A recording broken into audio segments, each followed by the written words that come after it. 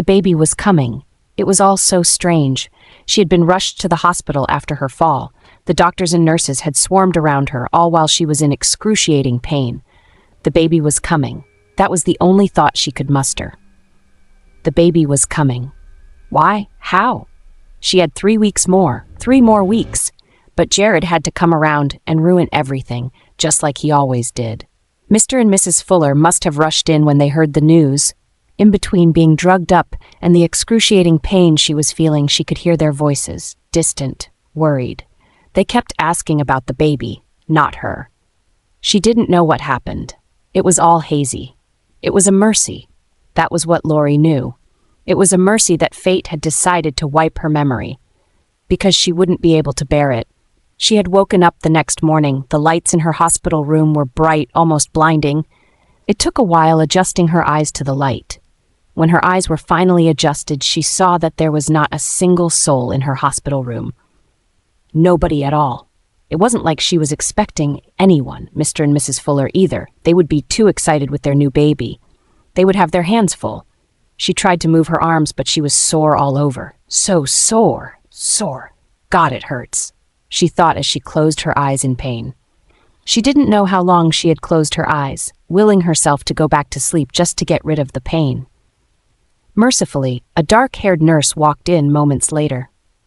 "You're awake. That's good," she said, and Lori tried to talk, but her throat was so scratchy and dry. She tried to reach out to her nightstand where there was a bottle of water, but the simple movement caused her immense pain. "Don't worry, I'll get it for you." "Ah," the nurse said as she took the bottle of water. She poured the water in a small plastic cup next to her nightstand and adjusted Lori's bed so she could sit properly and drink. Lori took 2 sips and stopped. "What happened?" she asked as she looked around. "You passed out right after your cesarean section. You had everybody worried and scared. The doctor thought you wouldn't make it," the nurse said as she dropped the cup back on the nightstand. She examined her vitals while scribbling on her notepad.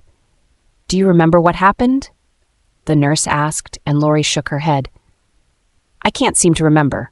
I only remember coming here, and the pain," she said, and the nurse nodded. "Yes, you were in a lot of pain." The doctor walked in at that moment. He was tall, balding, and had glasses on.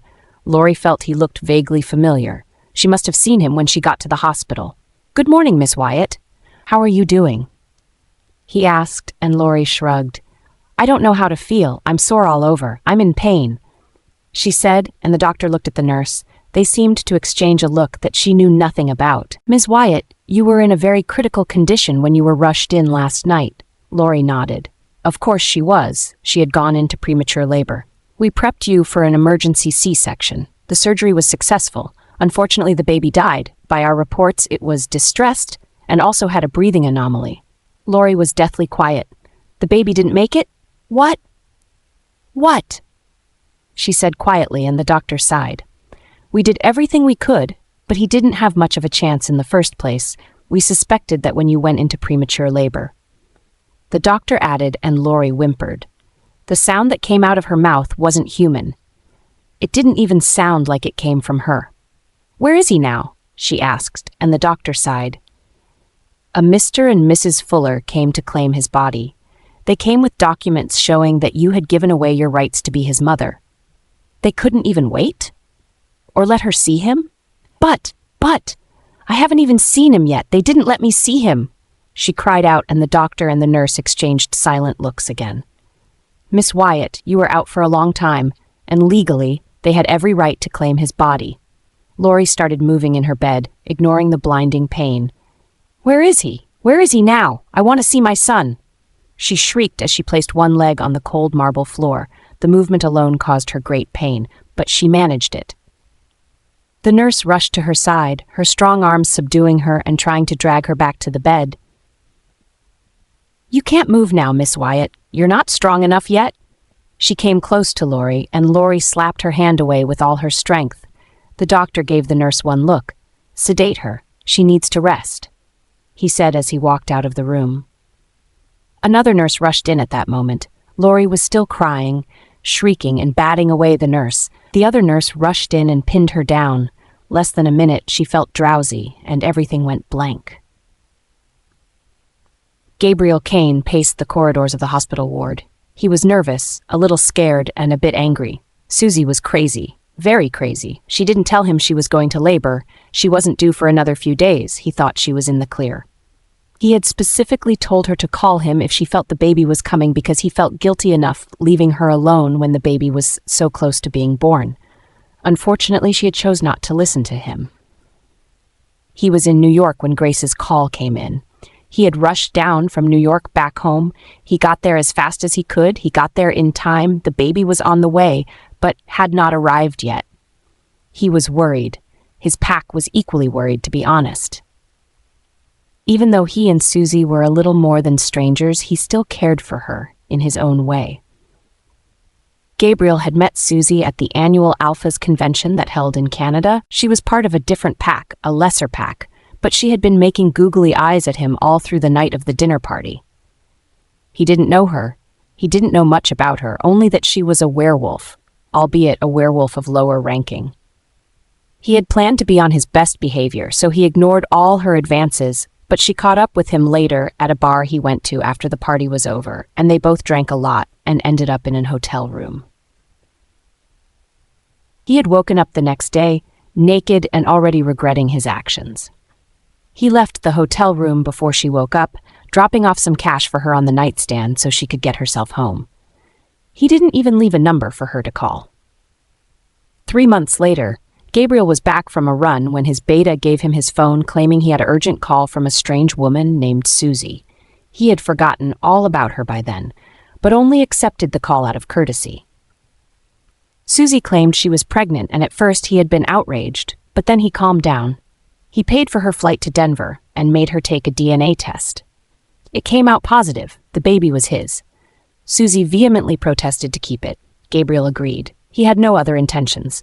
Of course, he was mildly disappointed in himself.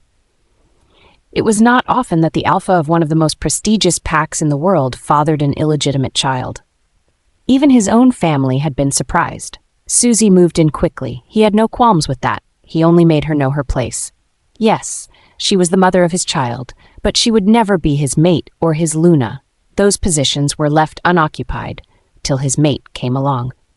Susie tended to ignore that and tried to boss his betas around. Still, he tolerated her excesses because she was the mother of his child. He had left briefly for a business trip only to get the scary call that she had gone into labor. The doctor walked out of the theater, walking briskly while taking off his bloody gloves. He had a grim look on his face. His heartbeat was racing. "Mr. Caine, I'm sorry." Gabriel clenched his jaw, bracing himself for the news. "We lost the mother, but you have a beautiful baby girl." Though he felt guilty of it, a little bit of his tension slipped away after hearing the last part. "Miss Garcia went into cardiac arrest right after the delivery. We had no idea of her medical history. If we had known, we might have saved her." Gabriel nodded, still at a loss for words. "Can I see my daughter now, please?" he asked, and the doctor nodded. Soon after, the nurse came out, wheeling the baby out of the theater, and Gabriel approached her to look. She was crying, screaming bloody murder, and Gabriel's heart broke at the sound, at the shrill voice. His daughter was going to grow up without a mother. She was going to grow up without Susie. Somewhere in his heart, Gabriel felt like he had already failed her. Despite being heavily sedated, Lori woke up not well rested, and her whole body hurt, like hell. She had nightmares too. A baby crying, a wrapped baby in a crib crying, and whenever she tried to reach the baby, it felt like the baby strayed farther away from her. The next morning, she didn't feel better, just equally worse. No visitors still, just a phone call and a text message from her coworker Bertie, who was asking her when she would get back to work. She had not given her proper notice to why she had missed work. She would text her boss later to inform him.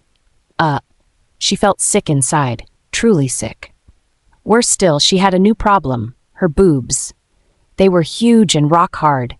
She touched them and winced. The pain she was feeling was unimaginable. The nurse walked in with her breakfast tray. Weird, she couldn't remember eating the night before. Had she gone to bed hungry? How long was she sedated? "Good morning, Lori. How do you feel?" Lori shrugged. "I feel even worse. My boobs ache so bad," she said as she reached for her tray. She was very hungry. There was chocolate pudding, green beans, and scrambled eggs. "Oh, it happens. Sorry about that, but they're going to be very sore for a few days." "What? Why?" she asked, and the nurse sighed. "Well, your body has already prepared itself for a baby, so you're lactating. But I don't have a baby. I lost mine." Lori said bitterly as she stabbed her plastic fork on the green beans, attacking it with ferocity. "Yes, I know you did, and it's a horrible thing, really." Her voice was sympathetic, but Lori was sure the woman would never be able to understand the magnitude of pain she was going through. "I can offer you a better solution to your aching boobs if you want," the nurse said as she looked at her hopefully. "What is that?" "There is a baby on this floor. She was born the exact same time your baby was born. Sadly, her mother didn't make it. She cried all through the night. We fed her formula, but she's not taking it very well.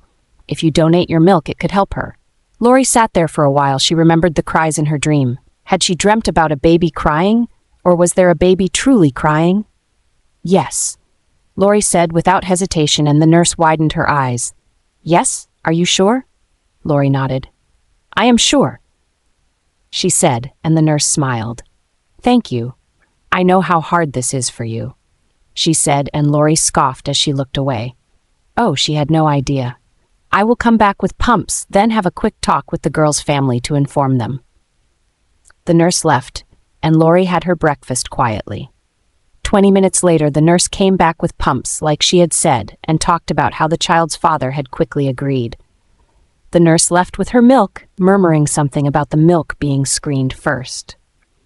Lori went back to sleep. The doctor came back to do a checkup on her. Her C-section scar was healing quite nicely, he had told her.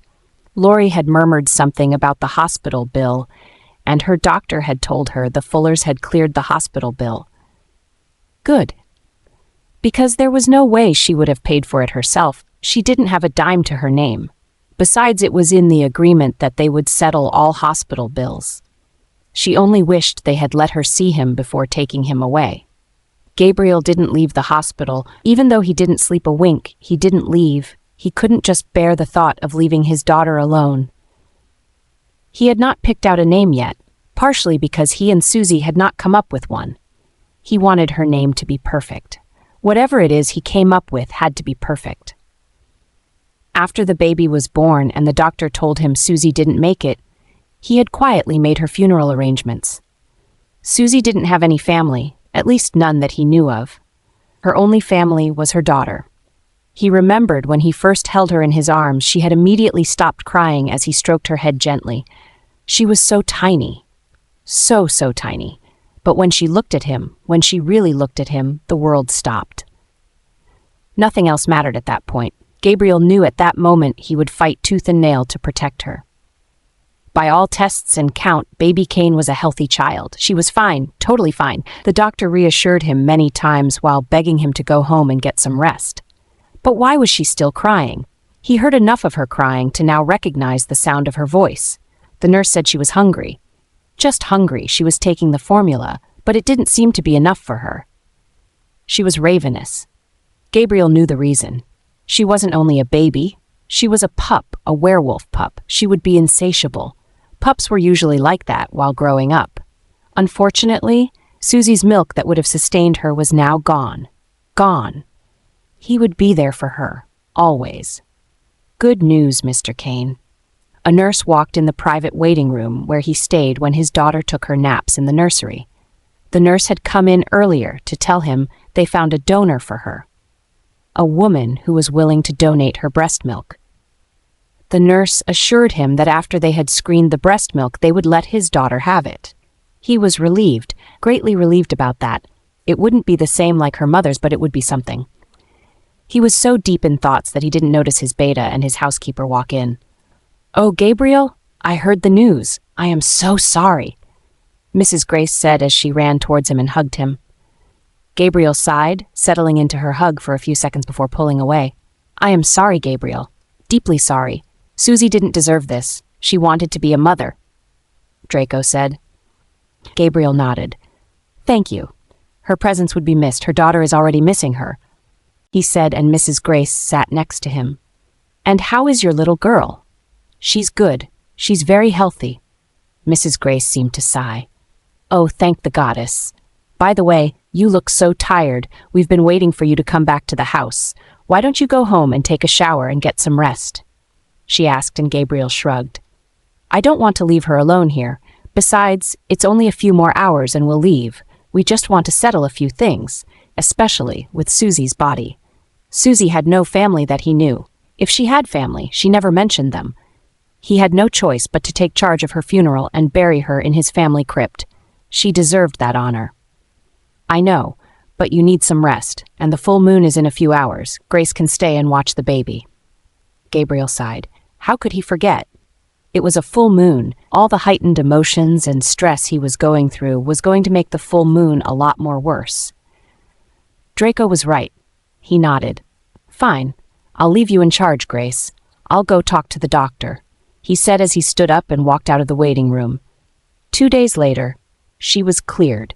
She could leave, even though she was still sore.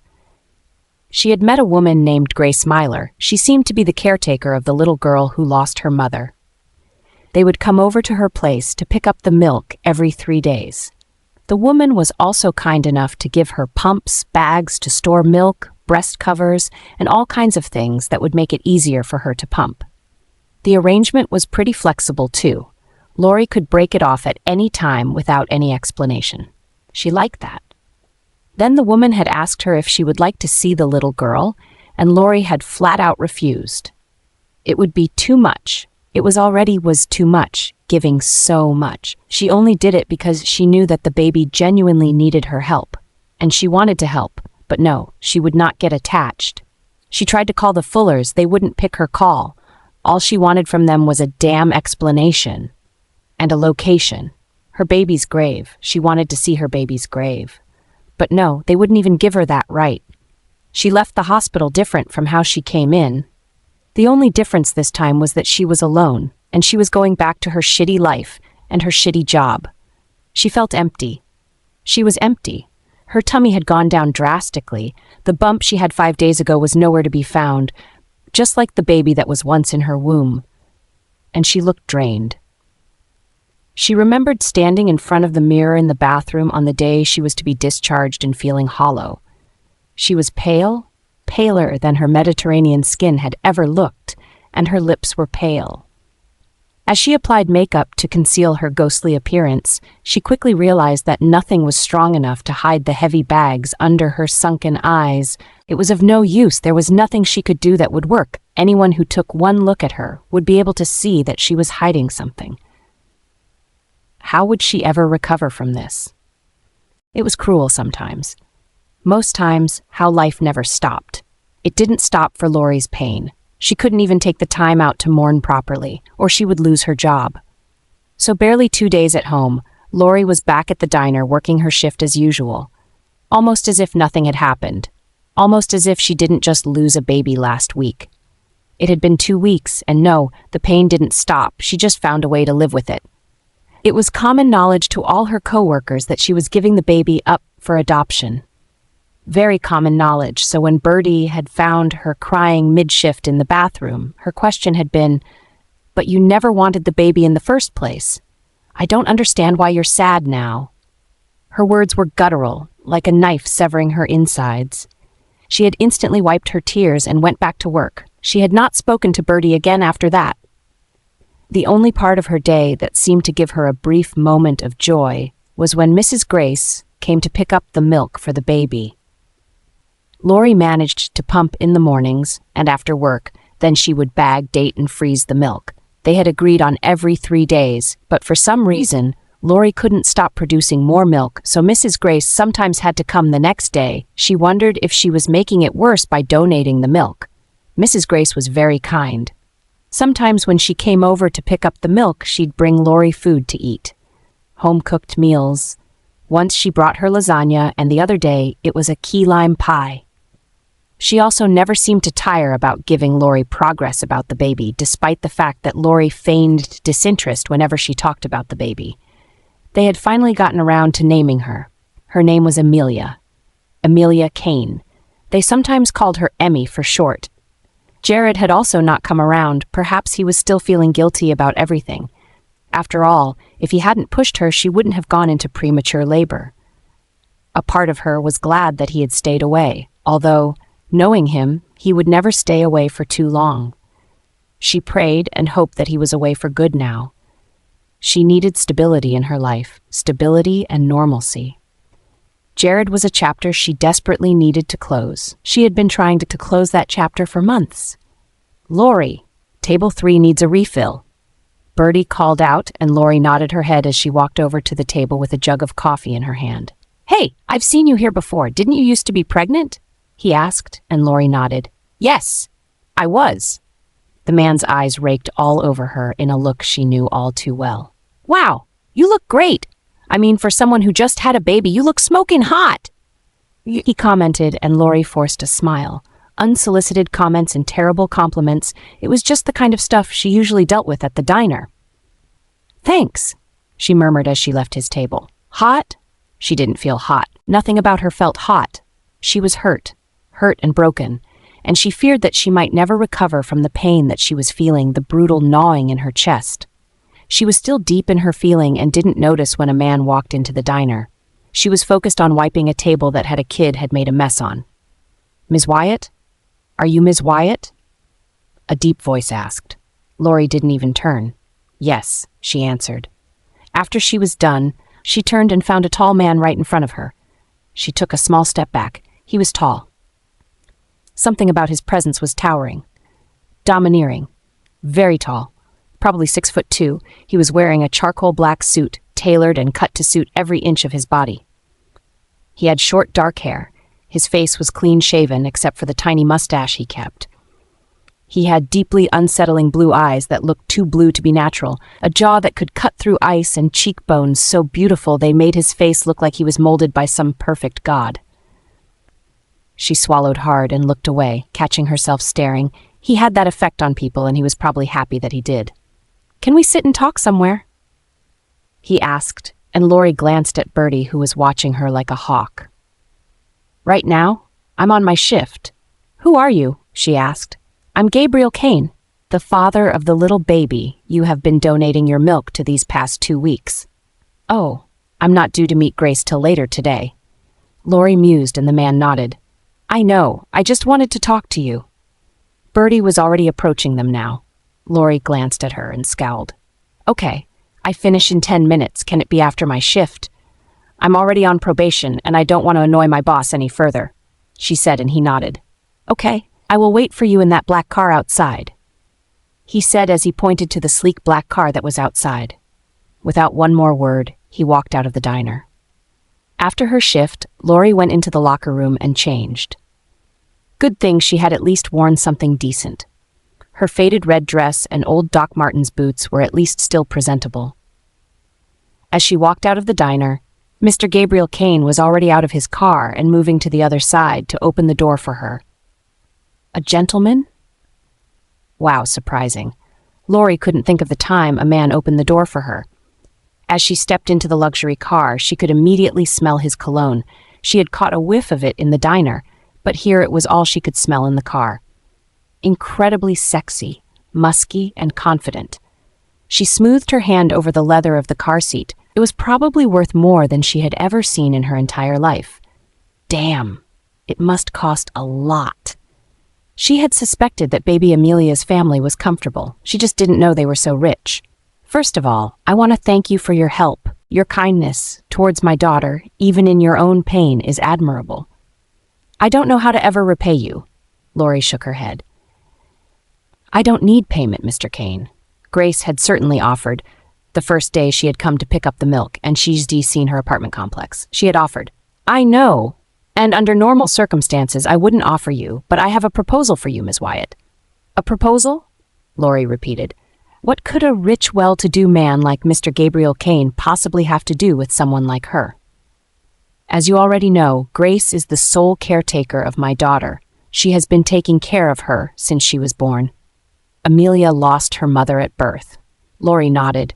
"But Grace is old and she tires easily. We decided on getting a nanny, and Grace mentioned that you're the only person she would recommend." "A nanny?" Lori exclaimed, and Gabriel nodded. "I will respect your decision to decline Ms. Wyatt, but I would also be equally relieved if you decide to take on the job. I intend to reward you handsomely for your services," he said as he passed her a contract. Lori took it with shaky hands. Was this really happening? She skimmed through the pages. The sum of $10,000 per month in addition to added benefits hit her. What? $10,000? The requirements were pretty simple. She was to be a live-in nanny, responsible for taking care of Amelia and provide her with love and care. "What do you think?" the man asked, and Lori opened her mouth but no words came out. Slowly, she cleared her throat and looked at him. He was staring at her intently, watching her every move, her every emotion like a hawk. "I need time to read through the contract and think about your offer," she said as she gulped hard. He nodded. "Fair enough, but you have until tomorrow evening. Here's my card." He handed her a crisp business card. "Once you make your choice, call me. A car would come to pick up you and your luggage." After she got out of his car, she watched him drive away while she clutched the document in mild shock. Amelia Susanna Caine. He liked the name. Amelia, after a childhood friend he lost to cancer, and Susanna after her mother. Finally, he was able to take her home. He went back to the hospital right after the full moon to pick her up. Mrs. Grace was already doing a good job of handling her. She cried less and less, but something told Gabriel that that would be the least of his worries. Amelia was like all babies, really. All she really did was eat, sleep, lie, poop, and cry, and Amelia took each and every one of her tasks seriously. She ate a lot. She went through bottles and bottles of milk that even her donor's milk couldn't sustain her. They had to supplement with formula. She slept a lot during the day. So long as nobody in the house made a noise, she would have her nap times uninterrupted. She equally pooped a lot. The first time Gabriel had to change her diaper, he was mortified. He had called the doctor. Was baby poop supposed to be green? The doctor said it was normal. And the smell. Oh, the smell also got everywhere. Her smelly diapers were a menace enough for his delicate werewolf smell. He could sniff them from half a mile away and could also tell without checking her diaper when she needed a diaper change. Amelia had a weird concept of time. She slept during the day and terrorized them in the night. In fact, her first 2 nights in the house, he didn't get any sleep. No matter how or what he tried, he just couldn't get her to sleep through the night, and he tried as much as possible not to bother Grace during the night. She already had enough on her plate during the day. Besides, Grace wasn't even alive in staff. In fact, that was one of the things that made him start to consider the prospects of a nanny. That and the fact that Grace was too old to be taking care of a newborn. Grace had recommended Ms. Wyatt, claiming the young woman could benefit from the arrangement. Besides, she was already donating her milk to her. Gabriel was skeptical, but he had chose to respect Grace's wishes and extend an offer. Loretta Wyatt. The woman was an enigma. There was nothing much he could find on her online, not even a social media account. He ran her information through the city's database, and her information came out and a grainy picture of her on her driver's license. She was 22, young, very young. She had very dark hair and large hazel eyes. She was beautiful, but there was also something dark and mysterious about her. As far as he could see from her information, she had no criminal records. But Gabriel couldn't shake the feeling that that was not all about her. Besides, she had been pregnant. Even though she had lost the baby, she must have family or a partner somewhere. He had his lawyer prepare a contract, one that he was sure anyone would swiftly accept. And after the contract was done, he drove over to Jay's diner, where she worked, to present it to her. Even from inside his car, parked in the parking lot, he could see her working. She had a small, trim figure. He couldn't believe she was the same woman who had given birth 2 weeks ago. She walked gracefully, elegantly. Her face gave no emotions. She was smart and quick on her feet, but there was a faraway look in her eyes. The look of someone that had given up. He was curious about her. Very curious. Slowly, he walked out of his car and walked towards the diner where she was. As he got closer to her, he caught a whiff of her scent. That was interesting. He could smell herbs with a tinge of blood and a slight lavender scent. He looked at her again. She didn't appear to be bleeding anywhere, except she was on her period. Being a werewolf could be tasking sometimes. It meant that he could smell everything. He could smell sickness in someone's body. He could smell blood. He could smell someone's emotions, like a taste on his tongue. It was much easier for him to detect if the person was a werewolf. A bit harder to detect for a human, but not entirely impossible, especially for him since he was an alpha. His smell, just like the other heightened senses he had, was a gift and a curse. "Ms. Wyatt, are you Ms. Wyatt?" he asked as he stood behind her while she wiped a messy table. Grace called her Lori. He decided to use that instead of her full name. "Yes," she said without even looking back. "Can we sit and talk somewhere?" She finally turned to look at him, and Gabriel felt like he had been punched in the stomach.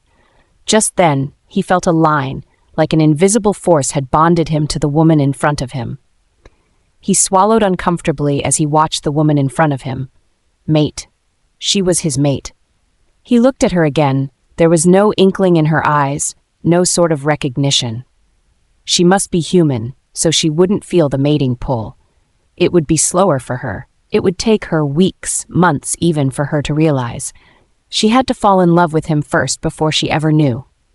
As Gabriel walked back to his car after she told him to wait for her at the end of shift, he was lost in his thoughts. Why? Why her? Ever since he was a young wolf, he always imagined what his mate would be like. He never thought of his mate being any different than him. His mate was a werewolf. His mate was supposed to be a werewolf. The moon goddess tended to work in mysterious ways and created situations like this, but this was a tricky one. He was Alpha. Alpha of one, the best packs to ever exist. Alpha of one of the packs with the strongest bloodlines. How could his Luna be weak? How could his Luna be human?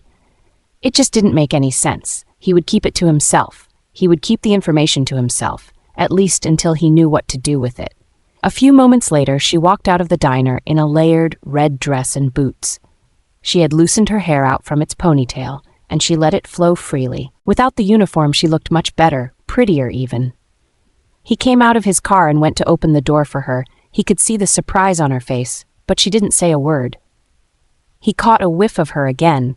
The lavender scent seemed stronger now, overpowering. It must be a perfume she dawned on. This was going to be hard. Very hard. If she was to be Amelia's nanny, then he had to stay further away from her. The stronger the mating bond became, the harder it would be for him to deny the feelings he would have for her. $10,000 a month. Lori had never possessed that much money in her life or even seen it before. It sounded impossible. Almost impossible that this man would be giving her so much just to be his daughter's nanny. He could have refused Grace and picked anyone else who would be more professional than her, anyone better. But he was willing to choose her. Perhaps if they knew more about her history, they wouldn't be so willing. Perhaps if they knew she had done, they wouldn't even offer. She dropped off the contract on her coffee table and picked up her house phone and called the Fullers again. It went to voicemail, like it always did. They were not picking her calls. Lori sighed. Perhaps it was finally time to confront them. She had never been to their house before, but she had the address. She had written it down one time after spying it in a document. The Fullers had been very formal with her, so they had never extended an invitation for her to come over. Perhaps now was the right time. She thought as she walked into her small room and picked out a faded black jeans and large gray t-shirt. She swiped her boots for flats and washed her face before leaving. The Fullers' residence was about 20 minutes away from her place, in a totally different part of the city. She could remember the very first day she had met Mrs. Ann Fuller. It was the day she had found out she was pregnant. She went to the hospital thinking she had a stomach bug because she couldn't keep any food in, and the doctor had said she was 3 months pregnant. She had irregular periods, so when she kept seeing blood throughout the 3 months, she thought she wasn't pregnant. Her first thought was abortion. She wanted one right away, but she was too far along and the thought of it alone scared her. The nurse had walked into her room and gave her a pamphlet on adoption. Lori had accepted it and walked out of the hospital room. On her way out, she had bumped into a thin, slender woman. The woman helped her pick up her pamphlet, then she introduced herself. She offered Lori a ride home. Lori at that moment couldn't figure out why she was being so nice to her. The woman had stopped by a fast food restaurant and asked her if she wanted anything to eat. Lori was reluctant to impose, but she was hungry, so she had accepted. While they ate, Ann Fuller had asked her if she was pregnant and if she was considering adoption. Lori nodded. Then Ann Fuller had then recounted the story of her life, how she and her husband have been trying to have a baby for 10 years. She stated directly that she would like to adopt Lori's baby. Lori was confused. It all happened so fast. At first she was skeptical. Then she had done her research and found out just how many kids in her city alone were waiting for adoption. Lori herself had been in the system, so she knew how it was. She knew how it could be. Then Mrs. Fuller grew more persistent. She would bring Lori food, call her every day to check on her, offered to drive her to her doctor's appointment, and after 3 weeks, Lori caved. They were nice people, nice good people. Her baby would be in safe hands. In less than a week, a contract was drafted. Lori signed it, relinquishing her rights as a mother immediately the baby was born. The Fullers had stated she would have no contact with the baby, and even if she did, she would not reveal that she was his birth mother. Lori agreed. She agreed to everything. It was for the best, she told herself. He was in better hands. Except when the inevitable happened. The taxi stopped in front of the Fullers' residence, a nice white house with a picket fence, the kind of house you dreamed of having a family in.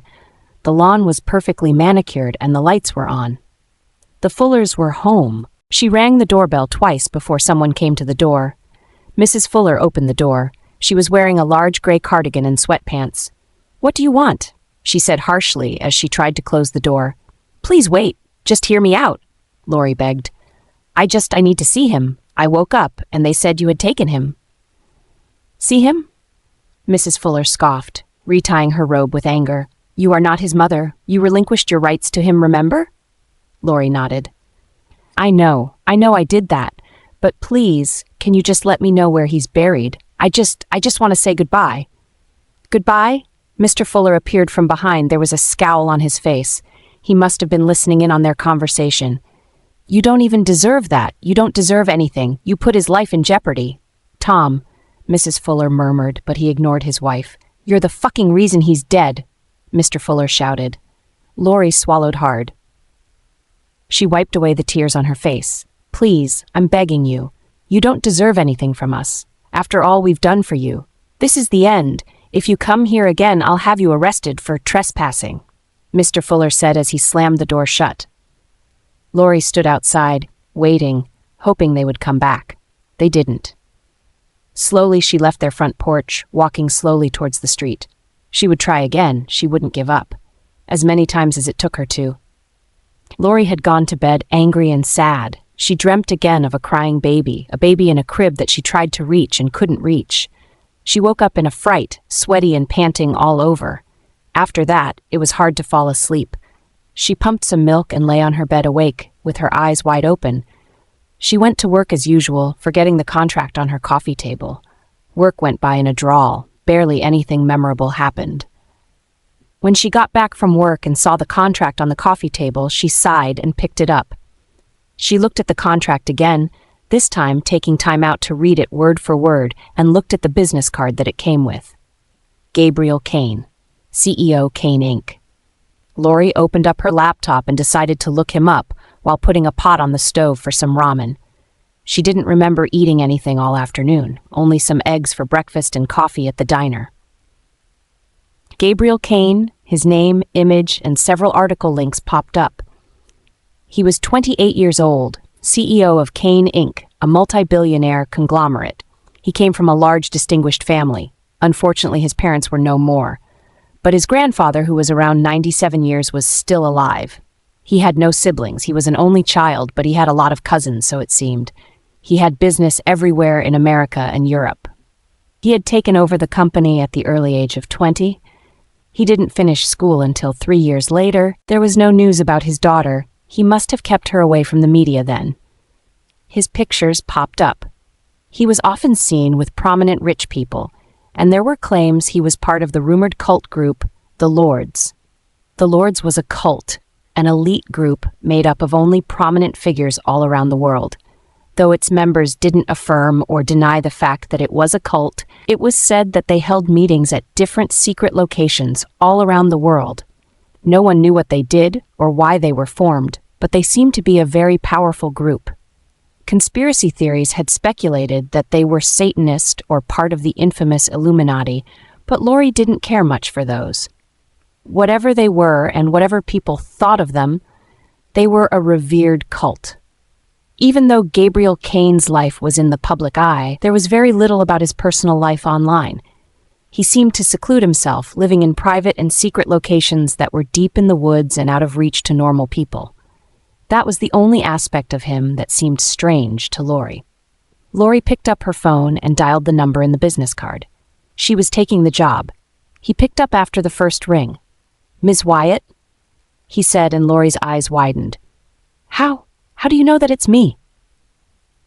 she asked, and he seemed to chuckle. "I have been expecting your call," he said. "So what's it going to be, Ms. Wyatt? Are you taking my offer?" Lori took a deep breath and sighed. "Yes, I am," she answered.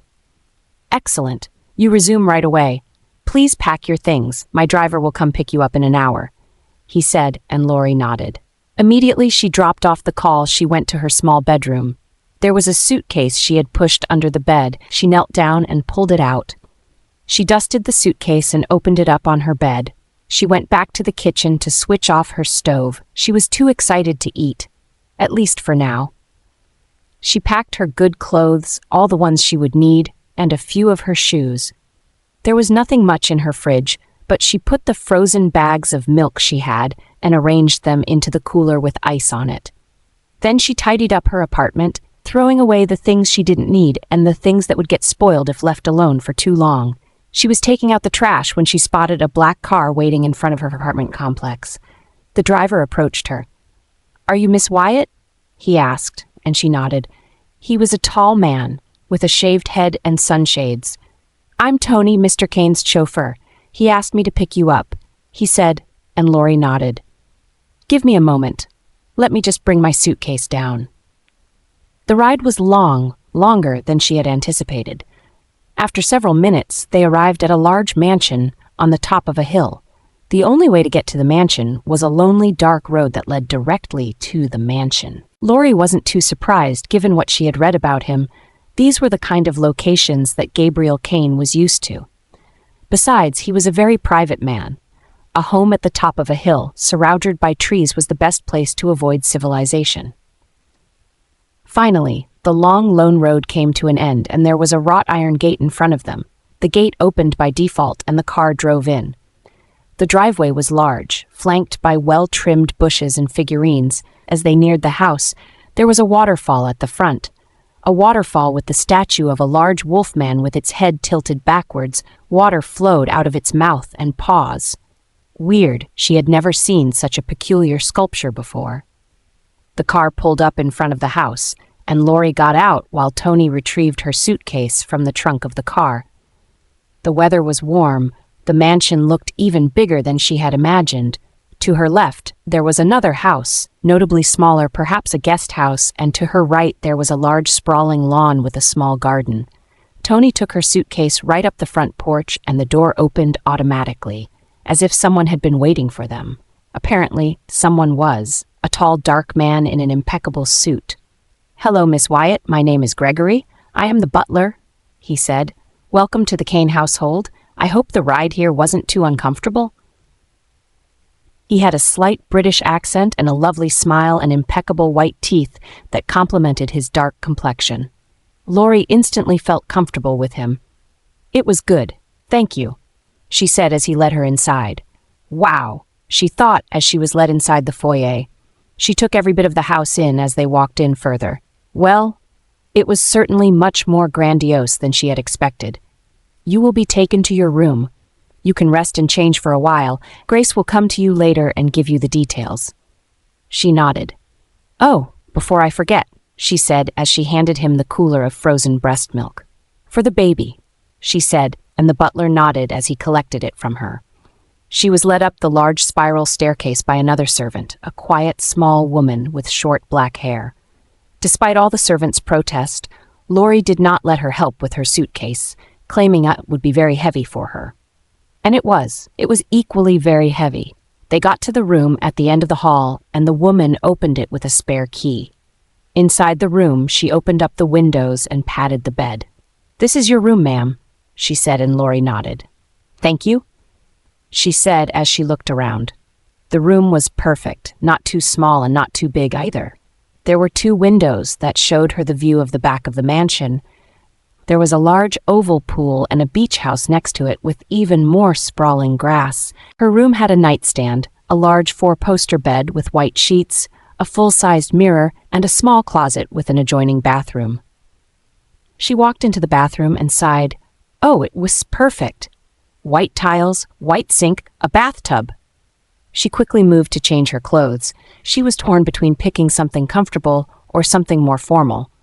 She settled for a gray sweatpants and a black t-shirt. She was going to be living in the house anyway. She didn't have to dress up tight. She was searching for a hairband for her hair when she heard a small knock on the door. "It's me, Grace," an excited voice said from the other side of the door. Lori opened the door and saw Grace standing on the other side of the door, grinning at her.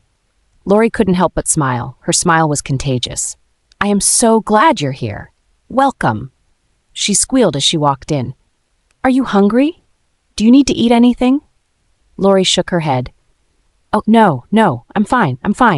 Mr. Caine will come later to debrief you. He wants to do it himself. I am so glad you decided to take this job. I just knew you'd be perfect for it." Lori's eyes widened.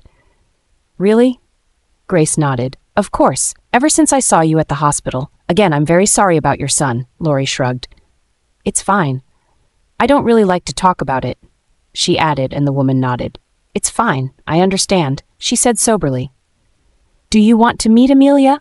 She's napping right now, but I'm sure you can still sneak in to see her. Her nursery is right next to your room."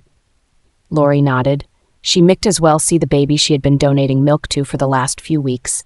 Her heart was racing as she and Grace left her room and Grace gently opened Amelia's nursery. This was it. This was the moment. The nursery was light and airy. Everything was white, even the walls and the crib. It was the prettiest nursery that Lori had ever seen. It had white walls with a painting of a rainbow on one of the walls. The floor was covered in a thick white rug. There was a large mahogany wardrobe, which Lori presumed served as the closet. There was a changing table next to the door and a drawer next to a large cream couch. A rocking chair was next to the window, and the baby's crib was in the middle of the room, where Amelia slept peacefully. Her crib was white, all white, save for the yellow blanket that was hanging at the edge of it. Lori took a peek. The baby was fast asleep. Her heart tugged as soon as she saw her, and she felt the overwhelming need to hold her. She never had the chance to hold her son, but this baby she could hold. Amelia looked so peaceful in her sleep. Her long dark lashes rested on her chubby cheeks, and she pouted when she slept. It was a beautiful sight. And Lori felt her eyes blurry with tears. A few moments later, Grace led her out of the room. "I know she looks peaceful now, but wait till she wakes up in the night. She has quite the voice," Grace said as soon as they reached the hallway and they were out of earshot. "You must be hungry. I will get you something to eat," Grace said, and Lori nodded. They were almost at the staircase when Lori stopped abruptly. "What was that?" she asked herself as she touched her breasts. The front of her shirt was mildly wet, specifically where her nipples were placed. Grace turned to wonder why she stopped. She looked at her shirt and smiled.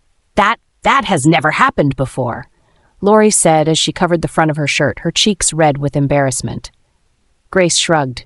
"It's the hormones, I guess. They can really get to you. I guess seeing the baby caused it." Lori nodded. "Yes, hormones. That seemed to be the only logical explanation for it. I'll go change," she said, and she turned back and walked away. Back inside her room, she found the breast pads that Grace had gifted to her a long time ago. They were in the bottom of the bag full of pumping supplies she had gotten her. She had never had to use them before, but now she did. She sighed as she put on a new bra and then a new blouse. If this happened every time she saw the baby, then it was going to take some time getting used to it. Back downstairs, she found her way to the kitchen where Grace was waiting for her with a plate in hand.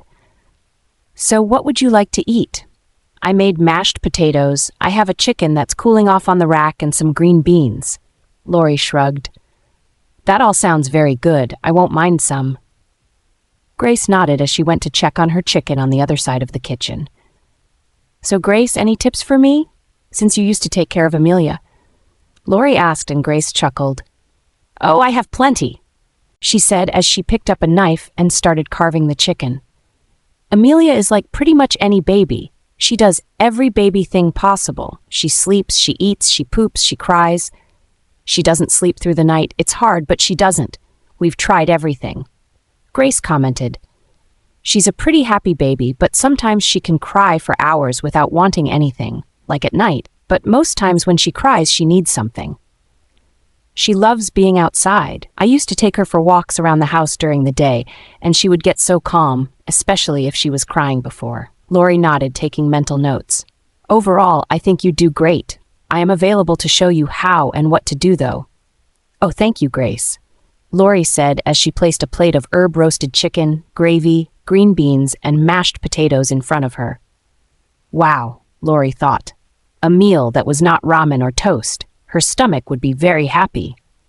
She didn't know if Grace thought she had experience with kids. But she didn't. She didn't have that much. She remembered taking care of a baby as a teenager, their neighbor's 8-month-old baby that she watched for a few weeks. But that was about all the experience she had. She remembered how to change a diaper, but it had been so long, she was sure she would get the hang of it. The truth was she had not bothered to learn many things. Many things about being a mother or caring for a baby because she had put her son up for adoption. She wondered if Grace knew that, if Grace would treat her the same if she knew the truth. If Mr. Caine would treat her differently if he knew the truth, if he would even want her to be his daughter's nanny. Lori ate her meal in silence. While Grace talked and talked on about Amelia, she was still pretty young, only a few weeks old. So there was not much to be known about her other than the fact that she was a newborn. But Lori was appreciative of the tips that Grace was dropping, almost as if she knew that she was really going to need them. After Lori was done with her meal, she went to check on Amelia again. At this point, she was already awake and stretching. Her small head was moving as she was taking in her surroundings and the woman in front of her. "Hey," Lori said as quiet as she could muster. "Hey, little baby," she whispered as she stretched her hands into her crib and very gently picked her up. She fit snugly in her arms, so snug, almost like she belonged there. Amelia was awake now. Her eyes were bright blue, the same blue like her father's, and they stared at her with all the intensity a newborn could muster. Lori patted her head gently as she cradled her softly. She seemed calm, very calm, and she smelled good, so good. Lori sniffed her gently and cooed, "Oh, that baby smell, that lovely, intoxicating baby smell. You're just the cutest," Lori said as she touched her nose. Someone walked into the room at that moment and Lori turned quickly thinking it was Grace, but saw Mr. Gabriel Caine there instead. He stood at the doorway for a while, almost as if he was studying her. "Good evening, Mr. Caine," Lori said, and the man nodded. He filled up the entire doorway. He was that huge. "Ms. Wyatt, I'm glad you took my offer," Lori nodded. "How could I refuse?" she said in her mind, but kept mute. "I'd like to see you downstairs so we can establish some ground rules." Lori nodded. "Okay, I'll be there soon," she said, wondering if she had to take the baby along since technically she was now the baby's nanny. Mr. Caine turned about to leave, then peeped in again. "And she needs a diaper change," he said as he closed the door gently behind him. Lori looked at the closed door and then the baby. There's no way she needed a diaper change, she thought as she set the baby down on the changing table and opened up her onesie. She undid her diaper and turned away when the smell and the sight hit her. Okay, he was definitely right. How did she miss that? She asked herself as she picked up a clean diaper that was already on the changing table. Piece of cake. This should be a piece of cake. It wasn't a piece of cake. But she managed to get through it. Remove diaper, use baby wipes, baby powder, and fresh new diaper. That was what she did. After a while, she went back downstairs with the baby and found Mr. Caine waiting for her in the living room. He was seated on the sofa, still in his work clothes, his phone in his hand. Grace walked in at that moment, rushing towards Lori. "Oh, honey, support her head. You always want to support her head," Grace said as she took the baby from Lori and placed her in the bassinet in the living room. Lori turned to Mr. Caine, her cheeks tinged with color. "Please sit down, Lori," he said, and Lori noticed this was the first time he was using her first name. "Did you sign the contract I gave you?" he asked, and she nodded. "Yes, I did. I left it upstairs." She had forgotten all about the contract. It was still in her suitcase. "Should I go get it?" she asked, and Mr. Caine shook his head. "Oh no, no need. You can always get that later." "Like I said, I'd like to lay ground rules," Lori nodded. "Throughout your contract, you will function as a live-in nanny. You are entitled to at least 10 days off for a paid leave in a month of your choosing." "I'm sure that's included in the contract. I'm just mentioning it again." Lori nodded. That was true. It was mentioned in the contract. She doubted she would be taking the leave, though. There was nothing else left for her. She had no family, no friends to spend her days off with. "You are not allowed to take Amelia out of the house without my permission." Lori nodded. Then a question came to mind. "What if she's sick?" she asked, and he shrugged. "You call and tell me first, then I give you the permission to leave." Lori nodded. "No visitors allowed. You're not allowed to bring in your friends, family, or any lovers you have over. It is prohibited." Lori nodded again. "No problem with that," she murmured. Gabriel heard what she said, but decided to make no comment. "There are certain rooms in this house that are prohibited. Please, don't attempt to open any doors to any room that is locked." Strange. What did that mean? She asked herself, but didn't say anything out loud. "Also, don't go into the woods. My staff has reported the presence of wild animals in there." Lori nodded.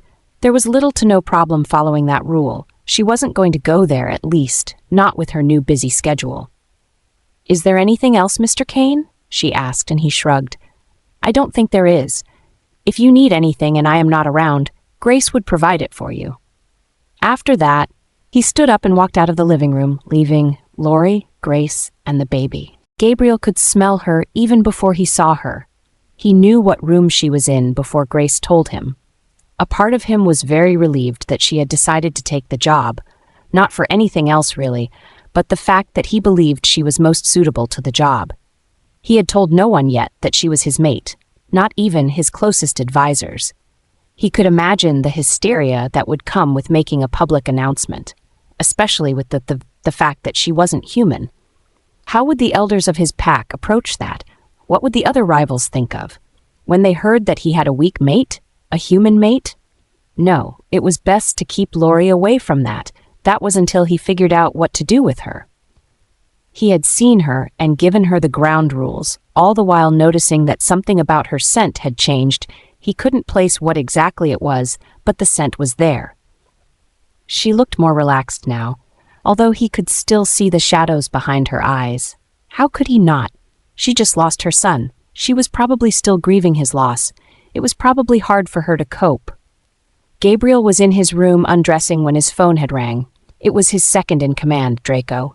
Draco had the habit of calling at weird times, with the worst news too, of course. Gabriel sighed as he dropped his shirt and picked up the phone. "What? Where are you?" Draco demanded without any prior greeting. "That's no way to talk to your Alpha Draco." Gabriel growled lowly. "I'm sorry. I apologize, Alpha. But peace talks with the Scepter Kunpak went haywire, and Alpha Sabine had one of her men attack one of our own. Apparently she was angry that you sent a delegate instead of you coming over." Gabriel hissed.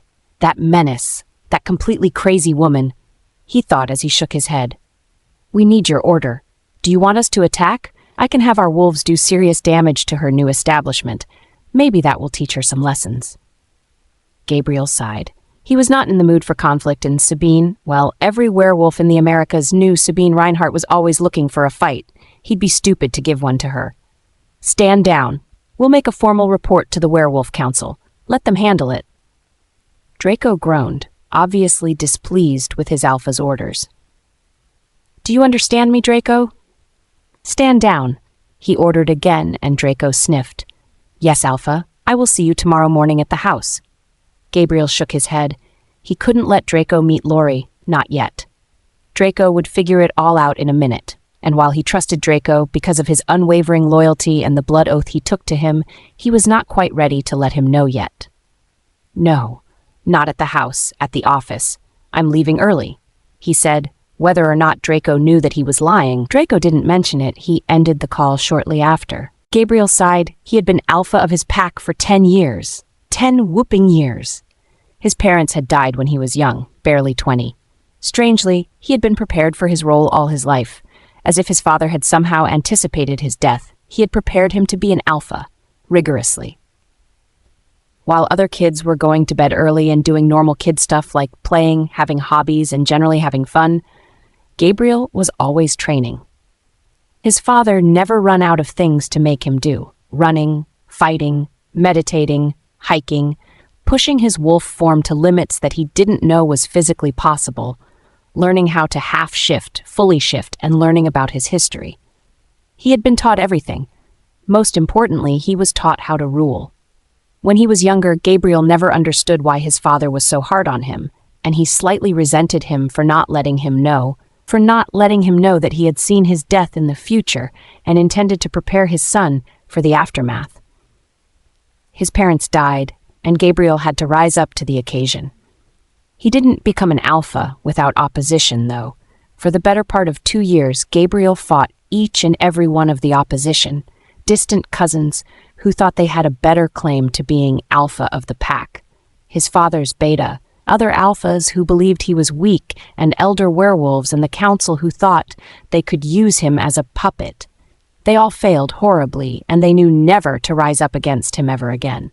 He walked towards his door, contemplating his next move, whether or not he would like to see Amelia before bed. He always did.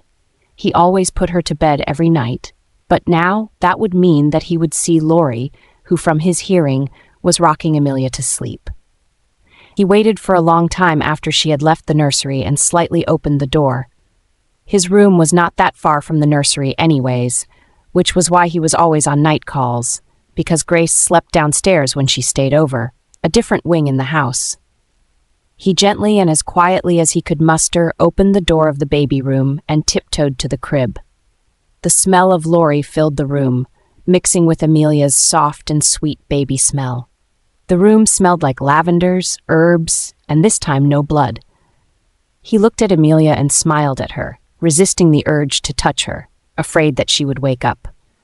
She always looked so peaceful in her sleep. In fact, Gabriel didn't know it was possible to love such a tiny pup so fiercely that he was always thinking of how to protect her, and the things he would do to protect her.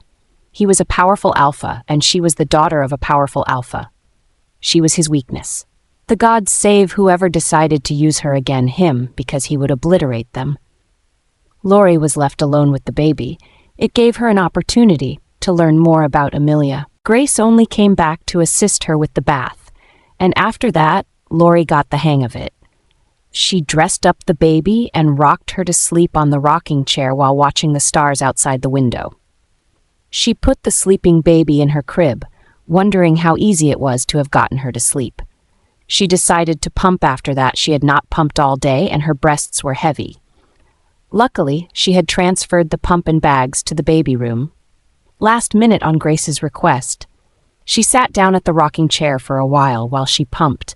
Her mind went back to the day she lost her son, her baby boy, and her heart tightened again. He didn't deserve it. He didn't deserve any of it. Lori thought with tears in her eyes. She remembered the events leading up to her labor. She remembered them vividly. She was at her apartment. Jared had followed her from the diner. She was surprised to see him. Last time he had come, he had claimed he wanted nothing to do with her anymore, or the baby she was having. Which was quite ironical, to be honest, given that Jared was the one who had been tormenting her for years. Jared and Lori were in the same foster homes. They were similar in a few ways. In one, they had both been abandoned at birth by their parents. Mrs. Wyatt wanted children. She wanted lots of it, or so she claimed. She already had 3 foster kids, and one sunny afternoon she got Jared and Lori. She was getting a fat check for all of them anyways, so it was natural for her to keep getting kids. Lori was a quiet, shy kid, so naturally, she got along with the bad-tempered Mrs. Wyatt. Jared, on the other hand, was a complete menace, but for some reason, Mrs. Wyatt doted on him. She loved him more than she loved the rest of them. He was not only a menace, he was a complete bully. He bullied her and the other younger kids Mrs. Wyatt ended up fostering. Only 3 of them ended up being legally adopted by Mrs. Wyatt: Lori, Jared, and a younger boy named Timothy. All the older kids were eventually sent to other foster homes. Jared picked on Timothy regularly. Timothy was small and timid, just like Lori, so they got their fair share of bullying from the big bad Jared. As time went on, he became worse and left home for long periods of time. He became much worse, and he fell into a very bad gang. By that time, Lori had the good sense to run far away from home. She was 16 then, and tired of the way she was living. She was basically the maid for Mrs. Wyatt and her disabled, ailing husband and the other stream of foster kids. Mrs. Wyatt was always keeping to get a steady check. She stole Mrs. Wyatt's money and ran. Luckily, an old lady took her in weeks after she ran away. The woman, being an orphan in the foster care system herself, seemed to understand Lori's predicament. Lori worked regular shifts at the local grocery store to pull her weight around and buy stuff herself. Mrs. Wyatt never looked for her, for if she truly did, she would have found Lori living a few blocks away and attending the same school. Perhaps she never really cared. When Jared got back home 2 years later and learnt that she had run away from home and stole money, he got very angry and got it into his head that he needed to punish Lori. Lori left the state after Timothy warned her. It was the last time she had heard from him. After he gave her the warning, one evening she was working her shift at a local grocery store that was at least 2 miles away from the Wyatt's normal grocery store. Lori didn't even doubt Timothy when he told her. She could see the bruises on his face, and she knew it was the work of Jared. It didn't take her much convincing to flee with what little cash she had, and she'd been fleeing ever since, till he found her a year earlier. She had made her new life for herself in Oklahoma, and she had even enrolled into a local community college. Jared found her and brought her the worst devil she had ever met. Asher, the baby, woke her up. She had retired to her bed after pumping and snugged into the covers with the baby monitor to sleep. Lori didn't think she caught a wink of sleep. Then the sound of Amelia crying blasted into her ears. She was out of her room in a minute, forgetting she was only wearing a nightshirt and panties. She got to Amelia's room in a flash and picked up the crying baby. She started shushing her by rocking her back and forth, and that seemed to work for a while before she launched into another wail. Oh, God. Lori thought as she paled, she was going to wake up everyone at this rate. She thought as she hastily set her down on the changing table to check if she needed a diaper change. No diaper change needed. Just a very fussy baby who might be very hungry. There was no milk in the nursery. Lori had transferred it all to the kitchen downstairs, which now seemed like a bad idea since she would have to go down and get it. Doing that, she might risk waking everyone up or only annoying the baby more. Either option meant a lot of crying involved, because Amelia was impatient. Lori stuck a pacifier in her mouth and Amelia sucked on it ravenously for a while before spitting it out. Oh no. She continued pacing round the nursery with the baby while wondering what she would do to pacify her when a strange idea popped in her head. Oh. Wait. There was nothing wrong with her feeding Amelia from her breasts. No. That shouldn't be a problem. She thought as she settled on the couch and raised her shirt. She tried to prop up Amelia's head as much as possible while guiding her to an exposed pink nipple. She was surprised by how fast Amelia latched on. And just as quickly as she latched on, she stopped crying. Lori sighed, relieved that her crying was over. She settled in more comfortably on the sofa as she nestled the baby in her arms. A warm feeling spread across her chest, and Lori was surprised by it. She reached out and stroked the baby's head gently, unconsciously humming. For the first time in weeks, Lori felt at peace, totally and fully at peace. Breakfast was early in the Caine household, but Lori could smell the eggs and bacon all the way from the stairs. She had been awake for the rest of the night, snuggling Amelia in her arms and dozing off. Amelia seemed to sleep better when she was in her arms, But it was tiring. After about hours in one position, her arms were tired and heavy. Luckily, Amelia decided to sleep some more in the morning, and it had given her time to freshen up and get changed for breakfast. The baby monitor became her new best friend. She carried it everywhere, even to the bathroom. She walked into the kitchen and found Mr. Caine already seated in an impeccable dark blue suit. There was a plate of breakfast in front of him and cup of black coffee. He was also on his phone. "Good morning, Mr. Caine," she said, and he slightly turned and smiled at her. Oh, he was so handsome she almost blushed. "I'd prefer if you called me Gabriel." "Good morning, Laurie," he added, and Laurie nodded. It would take some practice to call him Gabriel. He was her boss. "How was your first night?" he asked as she slid into the stool next to him. The maid in front of the oven across from them was cooking bacon. "I think it went well." Gabriel nodded. He recalled Amelia crying in the night, and he was almost tempted to go and soothe her himself till he realized that Laurie had gone in to see her. It took a while, but she stopped crying. "Yes, it takes time and practice." Laurie nodded. Yes, he was right. With time and practice, she would be better. "How do you like your eggs?"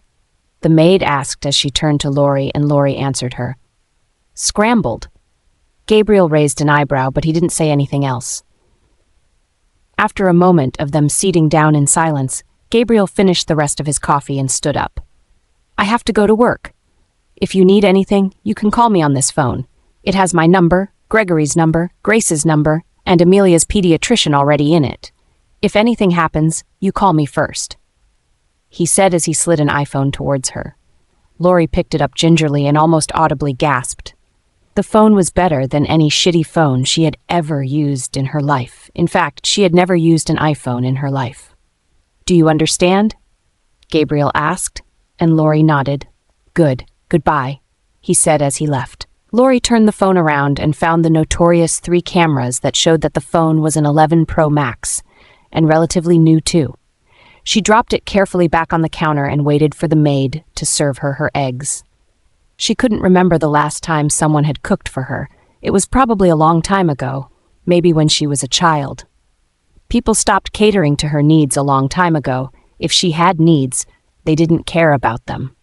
After a while, her breakfast was ready. She ate fast, fearing that Amelia would have woken up and she wouldn't have the chance to finish off her breakfast.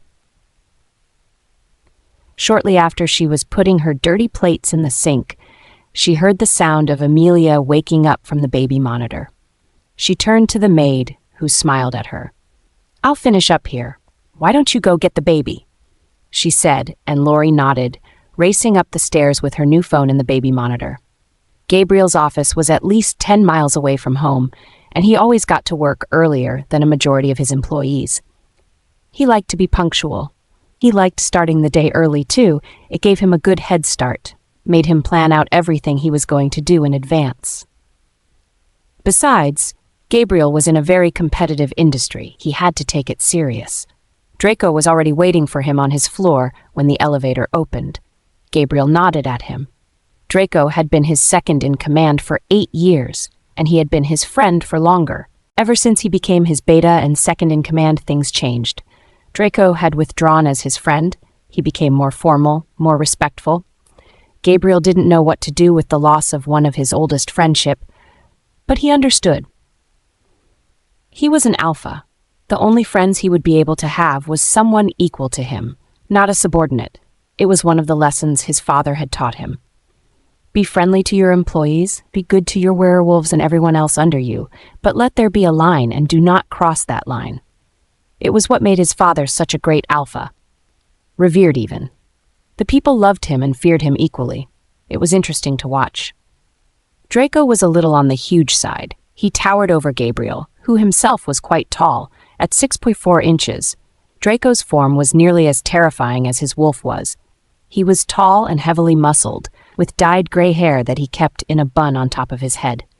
Big, strong, and very intimidating, but Draco could also be a big softy. Gabriel had seen him with his mate, Leia. The way he doted on the woman, many would never see that side of him. "Any updates?" he asked, and Draco shrugged. "The usual. We filed a case with the Werewolf Council. They said they take 3 days to reply, but I think that's just them being annoying." Gabriel sighed. "Then we wait." That will give Sabine enough time to worry about the consequences of her actions. Draco nodded, a small smile on his face. How is Amelia? He asked, and Gabriel shrugged. She's good. She's healthy. Do we have any other agenda for today? He asked as they finally walked into his office. Gabriel just remodeled the office a few days ago, and it took some getting used to. He had remodeled it because of Amelia, knowing that there might be days she would have to be with him in the office, so he had to put away some of the sharp things that had once existed in his office. The pretty glass figurines were great, but he couldn't imagine Amelia starting to crawl and picking up one of them and have them shattering.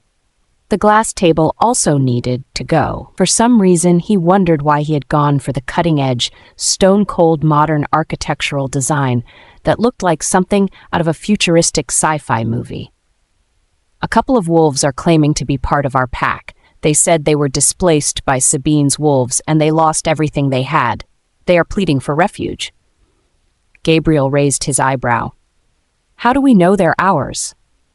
Draco stretched his hand and showed the symbol on his forearm, the same one every wolf in his pack had, 3 red talons on the forearm, a symbol of the Moon Fang pack. They have our symbol, but we cannot be too sure. We have no records of them. Gabriel sighed. Bring them in.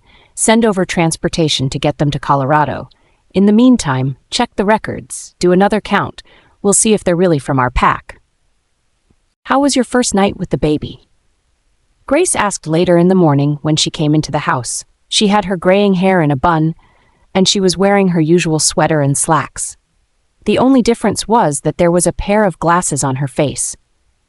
She kissed Amelia on the forehead and stroked her cheeks lovingly before turning to Lori. Lori looked sleep-deprived. Her eyes were sunken, and her hair looked greasy like she had not taken a bath. Grace felt pity for her. She must have not slept through the night. She did good. She didn't sleep, but she did good, Lori added. She had brought the baby down the stairs and into the living room where her rockaroo swing was. She placed the baby in it and settled on the nearest couch. Lori didn't know why she thought Grace was a live-in housekeeper, but apparently she wasn't. She regularly took shifts with Gregory. Grace luckily took time out to explain the work dynamics of everyone that worked at the Caine household. Gregory was the oldest worker in the house. He had been hired when Gabriel's parents were still alive. Gabriel retained him because he just couldn't bear to let him go. But he was the butler, and he managed the affairs of the house and overlooked the staff. Grace was his second in command, and she managed the affairs in the house. She supervised the maids' cleaning and gave them tasks. Then there was the gardener, Antonio, who came 3 times a week to tend to the garden. The chauffeur, Tony, who Lori had met. He came in every day, but most times Mr. Gabriel drove himself, so he mostly took Grace on her weekly grocery runs. Then there was Jeffrey, who worked with security. He was over at least once a week to check out the security of the house. Lori had not seen him. And then there was the maid Jenny, who cleaned, and Sylvia, who was also a maid but mostly prepared their meals. She had made their breakfast. I hope you at least tried to get some rest? Grace asked as she watched Amelia nod off on her roca crew once it started moving. Lori nodded. It was a lie, but she didn't want Grace to think she was somewhat incapable or she needed to help her out. She was new. She was getting the hang of it. I did. I don't sleep much at night anyways, she said. It was true. Ever since labor, she had found it hard to sleep peacefully throughout the night. Her nights were plagued with nightmares. Lori relaxed on the sofa, convinced that Amelia was finally falling asleep. Grace came to sit next to her. So, tell me about you, Loretta.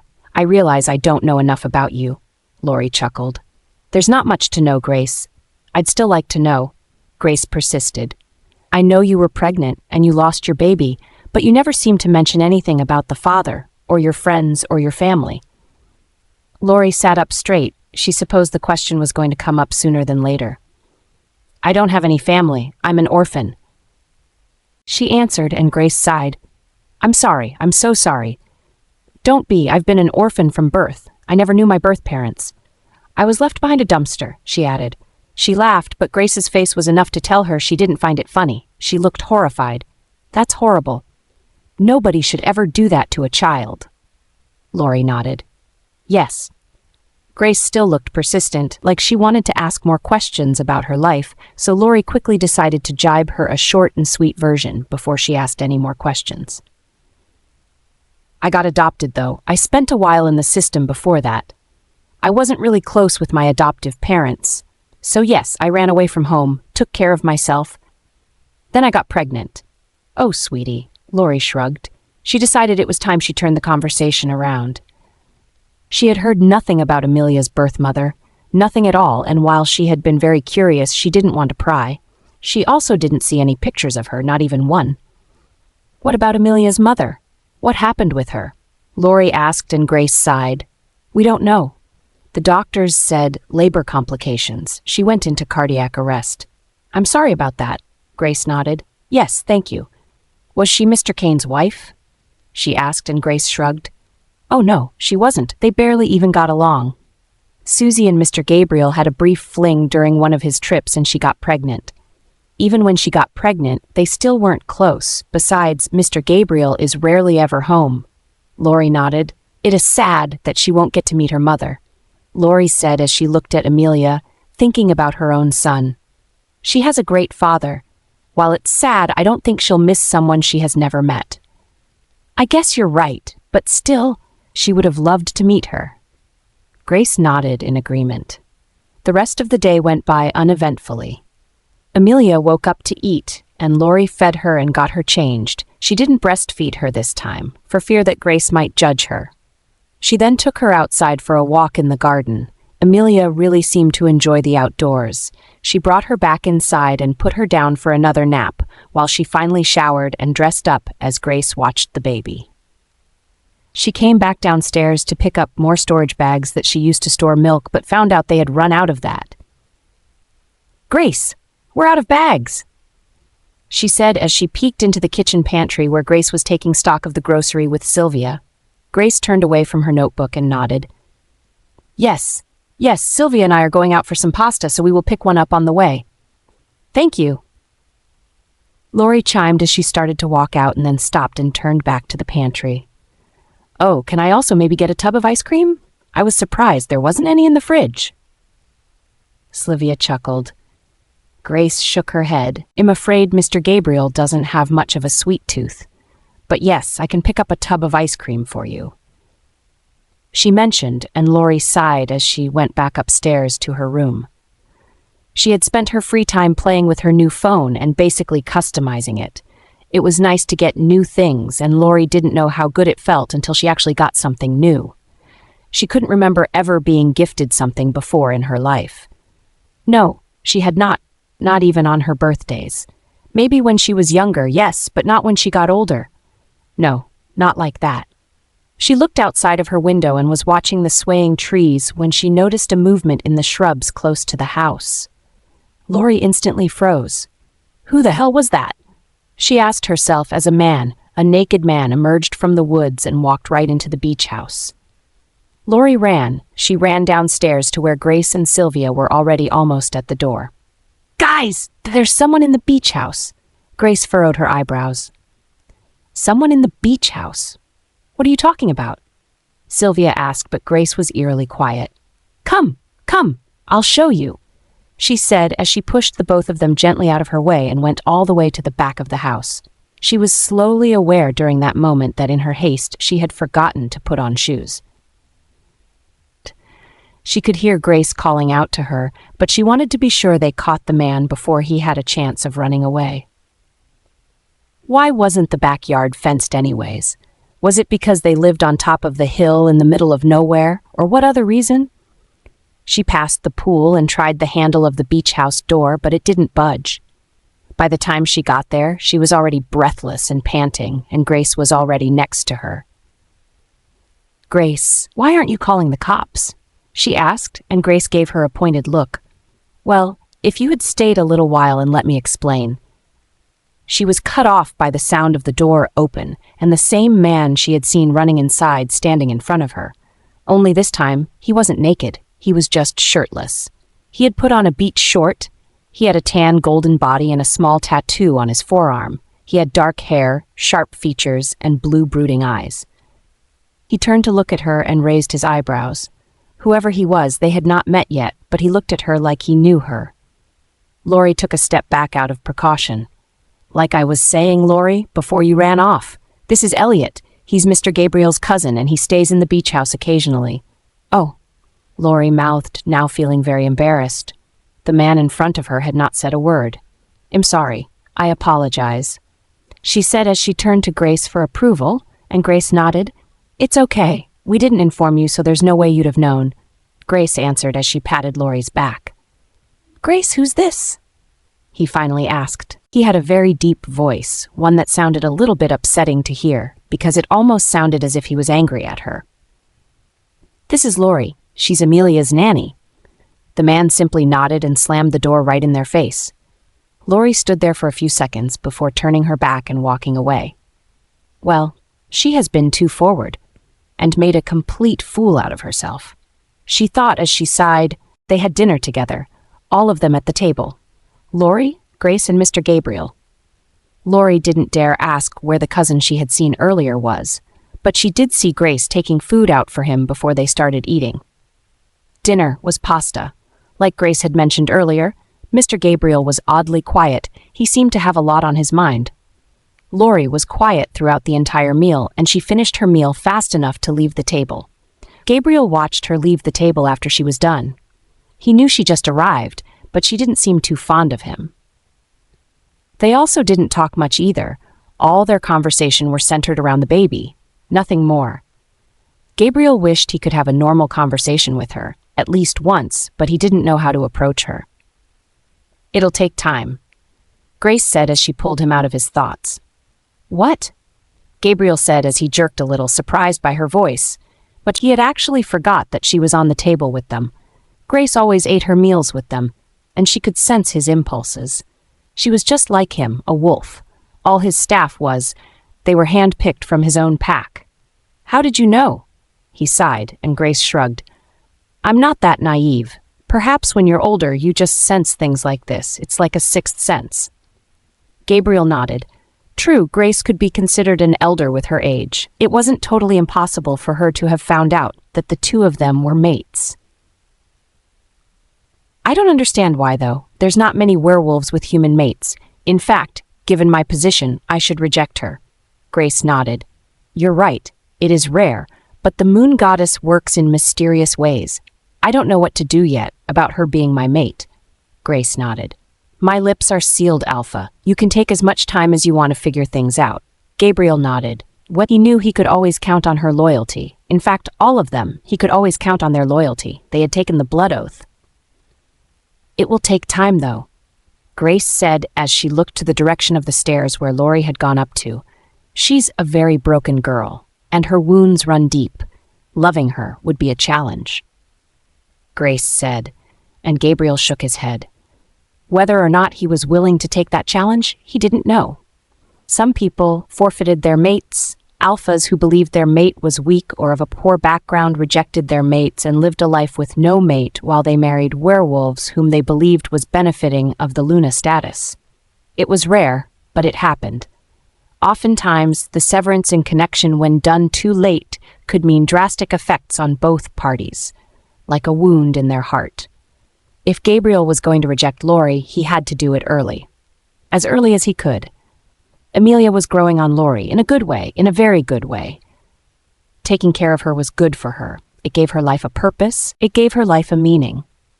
It didn't mean she had forgotten about her son, though. No, it didn't. Occasionally, she would look at her phone and think about dialing the Fullers, begging them again for one more chance. But it didn't seem like they would budge. At least not yet. They were grieving, too, just like she was grieving. Apparently, they didn't seem to believe she was capable of grieving, too. Lori sighed as she watched Amelia sleep. She knew that she shouldn't let her sleep because she was going to be awake all night, but she let her sleep anyways. How could she refuse her? It was barely a week with her, and the little girl had Lori wrapped all around her thumb, just like she was with everyone else. Her mind wandered back to her past as she backed away from the crib and sat down on the couch. Asher was the worst thing to have ever happened to her. And Jared was the one who brought him to her life. Asher was the leader of the gang Jared had joined. They mostly sold drugs to the local junkies, committed minor crimes. They were generally a menace. Timothy had warned her. Jared was looking for her. She thought running could save her. Unfortunately, she didn't run very far at all. That was her first mistake. Jared had showed up at the furniture shop she worked with Asher, and Asher had declared at that very moment that he wanted her, which didn't bode well for Lori. Apparently, Jared had been stalking her ever since he found out she was missing. To make things even more worse, Mrs. Wyatt had told him she stole her money.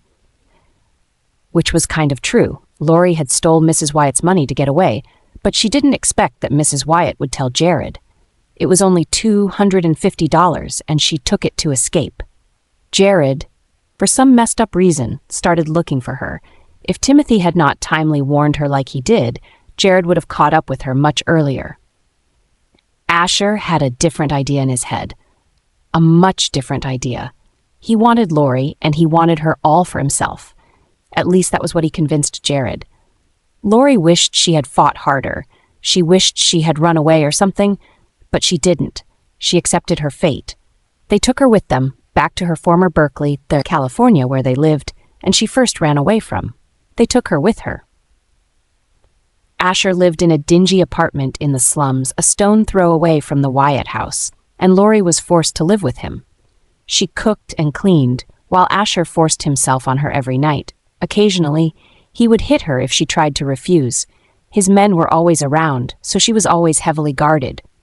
Even if she wanted to leave, she was so broken and depressed that she didn't think it possible to leave. This went on for 4 months before Lori decided she had had enough. Besides, Asher was already starting to lose interest in her. He had his eyes on another girl, and he had made security around her lax, thinking she wouldn't leave. Well, she did leave, and she stole from him. She stole enough to take a plane from California to Colorado while escaping from the back door. She didn't find out that she was pregnant until 3 months later, when she was settled in Denver, Colorado, working at Jay's Diner. And Asher didn't find her again until 4 months later. When he did, the only reason he spared her life was because of her bulging belly. He was confused on what to do about her being pregnant. The only reason he didn't hurt her was because she was pregnant. He couldn't take her back with him either, because that would mean he was responsible for the pregnancy and the baby, so he left. Unfortunately, Jared was not confused, and he knew exactly what to do with her. Besides, Jared was pissed. Some sick part of his brain blamed his fallout with Asher on Lori, and he decided to punish her. He came back barely a month after Asher's visit, after learning from Asher that she was in Colorado.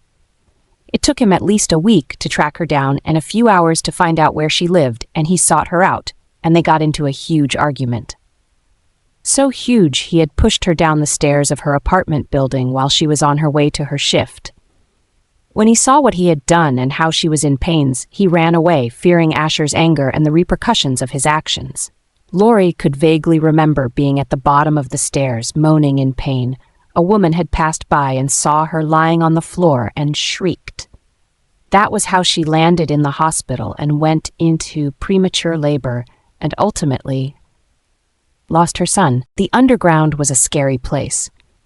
Scary and dangerous for non-werewolves and for werewolves that were not from the Moon Fang Pack.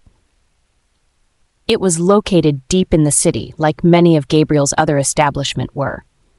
Gabriel liked to drop in once a week, mostly unannounced, just to check up on what the werewolves were doing. The underground used to be a former meeting ground, but then it had become too small and it was used as a training ground. One of the many training grounds the pack had in the city.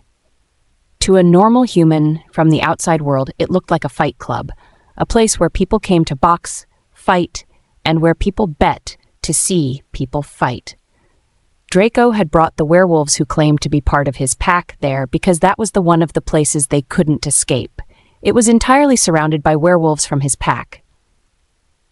And he wanted to be sure they were part of his pack before he provided them with whatever they needed. When Gabriel became alpha, he would never forget the number of people who defected from his pack, at least 100 of them who refused to swear allegiance to him, just because they thought him young and inexperienced. Many of them had left, Some of them became omegas while others joined other packs. Ultimately, many of them regretted the decision, but he never gave them a pardon. Gabriel was very sure the men who came to visit him were omegas. They had lost everything, and now they were crawling back after remembering they had an alpha. The underground was below the Celine State Building, a housing complex that he had purchased a few years ago. He has refurbished it, safely put the underground below the building. Many of the staff who worked in the building were also werewolves. It kept the underground safer and off limits too. He got into the elevator with Draco and another werewolf of his named Rick. Rick was more or less his bodyguard in the non-official way, and in most cases, Rick accompanied him on special occasions. He had other men like Rick, but he liked Rick beside him. Rick was reserved and loyal. Inside the elevator, his mind went back to the events of the morning, and his face felt hot. Given the fact that he had a busy schedule, he had woken up early to check on Amelia. He was a bit drowsy, so he had barged in, and he didn't knock. Lori was already in, and that wasn't even the weird part. She was breastfeeding Amelia. He had muttered a string of apologies before quickly closing the door and hurriedly rushing back to his room. But his mind still kept replaying the scene. How could he forget? Lori was sitting on the couch. She was wearing black shorts and a pale blue tank top. She had lifted the tank top to breastfeed Amelia, and his daughter had latched onto her breast, sucking ravenously. He had closed the door as quickly as he opened it. Lori also looked equally shocked, but he didn't wait long enough to see her reaction. The elevator door opened, and the first thing that was visible was the large boxing ring in the middle of the room. There were 5 men in the ring, 2 in their werewolf form, while the other 3 were in their human form. Werewolf fights were common in the underground. Dangerous, but very common. Gabriel had tried to outlaw them, but he had failed. The fights were more than a sport for many of them. It gave them purpose. They all stopped when he walked in that way that only an alpha could make them stop. They bowed in reverence, even the ones in their wolf form. The keeper of the underground walked towards him after he stood in front of the ring. Alpha, the man simply said as he bowed again. Ben. His name was Ben. Ben Oslo. Have they arrived? He asked, and the man nodded. We kept them in the back room. There are about 12 of them. Gabriel nodded. And did you check their tattoos? Is it ours? Ben sighed and nodded. Yes, it is ours. I had the tattoo checked out by one of the elders who draws the tattoos. He claims to remember giving them the tattoo about 20 years ago. Gabriel raised his eyebrows. 20. They were definitely around during his father's reign. Whether or not they were defectors was what he would find out. He was almost sure they were. Lori was embarrassed. Rightfully so. When Mr. Gabriel had walked in on her breastfeeding Amelia, she had thought the ground would open up and swallow her. He didn't say a word, though. He just apologized and left the room. She had tried to look for him afterwards to explain things, but he had already left for work. She hoped he didn't find it weird. Her day was going pretty slowly. Grace was sick with the flu, so she wasn't coming to work. Mr. Gregory, the butler, on the other hand, was very nice and polite to her. They had breakfast together. Lori had to practically beg him to join her, since she was alone at the table. He dutifully obliged her. She talked to him and learned more about him. Mr. Gregory loved to talk about his son Tobias, who was in med school. He was very proud of him. Lori listened to him all through as he talked about stories from his childhood during breakfast. After feeding, bathing, and changing Amelia, she had strapped her with the new baby wrap that Grace had taught her to use the day before and went downstairs to watch TV. There was really nothing much for her to watch. She wasn't a TV person. She never owned a TV, and growing up, Mrs. Wyatt never let them watch TV. She claimed it was filled with propaganda and it brainwashed their brains and made them sheep. Lori remembered her and Timothy staring longingly at the TV for hours, imagining the wonders we would see if it just came on. Mrs. Wyatt was the only one who was allowed to watch TV. She would sit in front of the TV late at night to watch soap operas, and Timothy and Lori would sneak out to watch. The day Jared caught them, he told on them, and they had gone to bed with their bellies empty for 3 nights and got a beating. The one thing she could do was read books. When she was in Lawton, Oklahoma, she used to borrow books from the local library to read. She hadn't done that in a long time, but maybe she could, maybe one day. Sylvia walked past her at that moment, and she decided to ask her a question. She had not seen all of the mansion, and she was certain there were many other rooms that held different things, but maybe if there was a library in the house somewhere. "Sylvia, are there books here?" she asked, and Sylvia turned to look at her. One hand was on her waist, and the other held a dusting feather. Sylvia nodded. "Yes, there are books in the study. Why do you ask?" she said, and Laurie shrugged.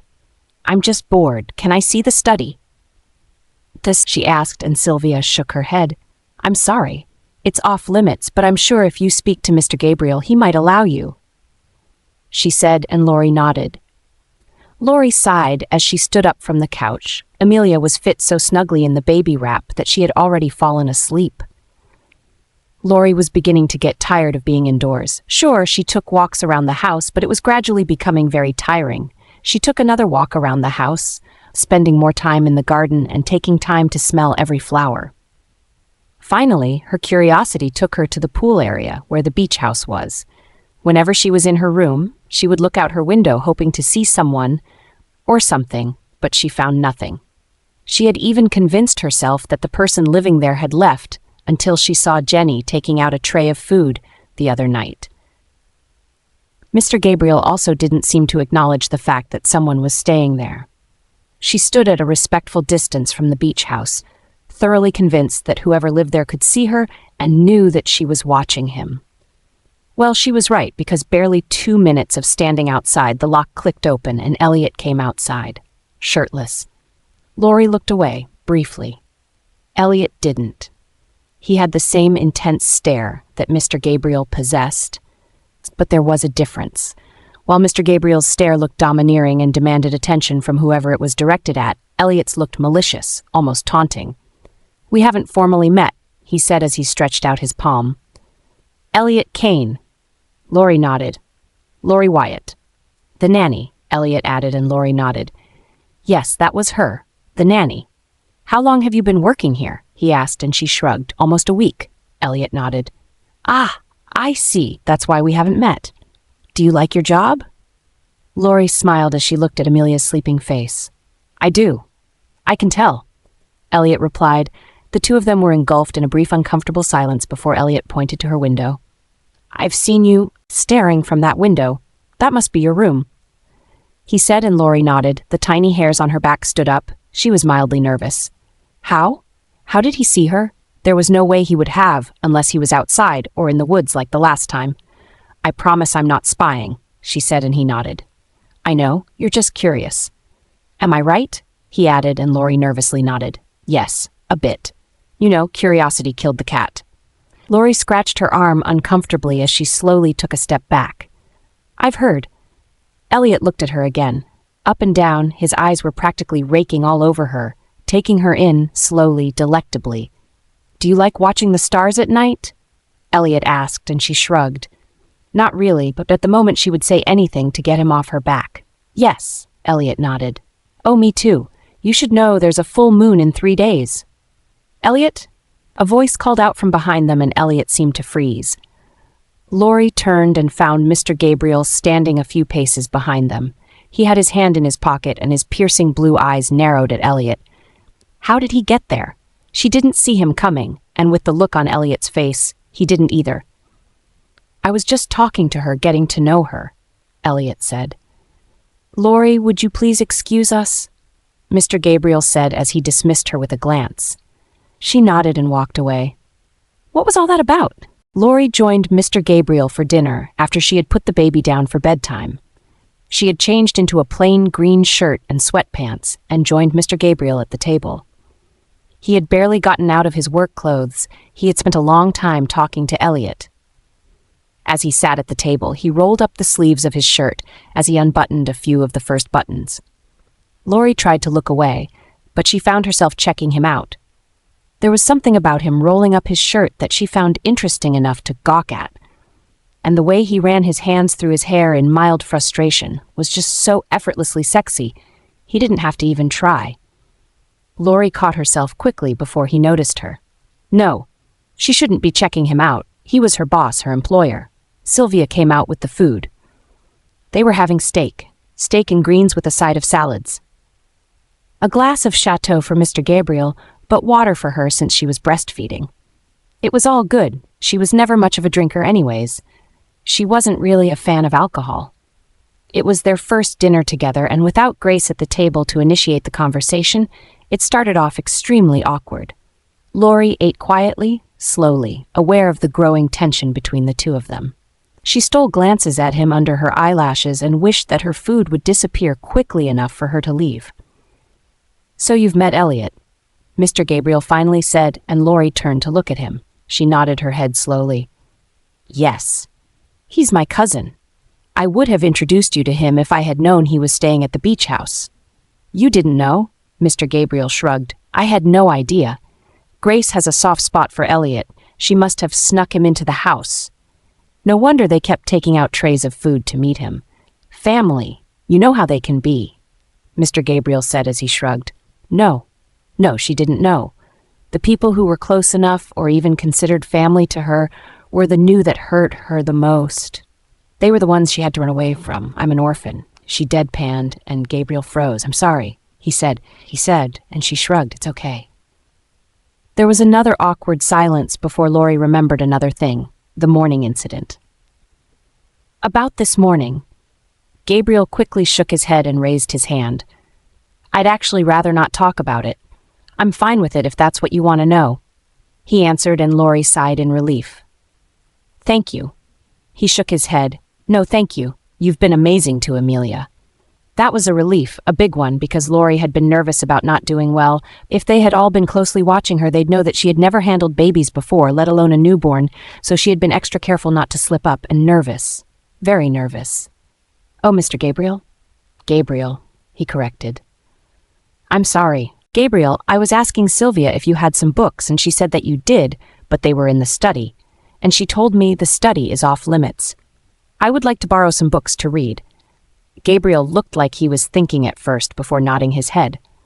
"Sure, I can lend you some books to read." "Thank you," Lori answered. They seemed to be getting along well. It wasn't as bad as she had envisioned. After dinner, Lori and Gabriel both went upstairs, thus thinking at making small talk about Amelia on the way. Gabriel kissed his daughter goodnight and disappeared into his study while Lori went into her room. "I think I'm getting the hang of this," Lori said to herself as she changed yet another diaper, the fourth one that day. Amelia gurgled happily, her small legs in the air while Lori wiped her bottom. They had finally gotten into a routine, one that thankfully didn't make Lori look like a zombie more than half of the time. That was good. That was very good. Things were going well, and Lori felt at peace. She was nightmare-free for at least 1 week now, basically ever since she had been working with the Caines. It was a great feeling. She put Amelia in the baby wrap and grabbed her dirty bottles to wash downstairs. Some of the staff were unavailable. Apparently, Mr. Gabriel gave them 1 day off every month. That was what Jenny had told her when Lori found her packing a bag the night before. She had woken up the next morning to only Mr. Gregory, who, despite her numerous protests, had made her breakfast. Lori was famished anyway, so she couldn't refuse the food. Mr. Gabriel was nowhere to be seen that morning, too. He had left very early. It was an emergency, he said, and now close to noon, Lori realized she was practically the only one left in the house. Even Elliot had left the beach house that morning. It was a bit strange, but she oddly liked the feeling of having the house to herself. Although the house was quite large and daunting, she had occupied herself all morning with the books Gabriel lent her and Amelia. He gave her at least 5. They were all classics, he had mentioned while briefly apologizing for them. Lori didn't mind. She would read them all the same. Even though she was more of the contemporary novel type, she started on one of them and quite enjoyed it. Amelia, too, was very well behaved all morning. She had not even cried during tummy time or when Lori was trying to put her down for her nap. After Lori finished washing the bottles, she set them on the counter to dry while she went to check the pantry for diapers. She couldn't find any more diapers in the nursery, and she remembered Grace had told her to check the garage if she ever needed more diapers for the baby. In the garage, Lori could hardly find anything. There seemed to be so much junk and boxes in the garage. She sighed after looking again for another 10 minutes. At that moment, she gave up and texted Gabriel, "Amelia's out of diapers." "Lori," she texted. Barely 2 minutes later, there was a reply. "Is there anybody home?" "Gabriel," he asked, and Lori scoffed. He must have forgotten that he sent everyone home for the day. "No, just me and the baby." "Okay, I'll pick some up on my way from the city." Knowing how late Gabriel arrived home every day, Lori knew that it was a bad idea to wait. What would she use while she waited for him to come back home with more diapers? She couldn't guarantee Amelia wouldn't need any more diapers till then. "I don't think we can wait that long. How about I go get some?" "Lori." There was a long break, and Lori, though that Gabriel had already ignored her or wasn't liking the idea of her going out with the baby. He was calling her, barely a second later. "Can you drive?" He asked her the second she picked up the call. He didn't even give her a chance to say hello. "Yes, I have a driver's license." Lori answered, "Good, take the Mercedes. There's an Amex black card in my room on the nightstand. The door to my room is unlocked. You can take it with you." Laura's eyes widened. He was trusting her with his car? And his card? "I would have called Tony, but he's too far away. Use the GPS. It'll take you directly to the nearest Target where we shop." "Okay," Lori nodded. "Are you okay with going alone with the baby?" "I can try and rush back down here, but it's going to take a while." Lori shrugged. "Oh no, it won't be a problem. I'll just put her in the car seat." She answered, and Gabriel seemed to grunt in approval.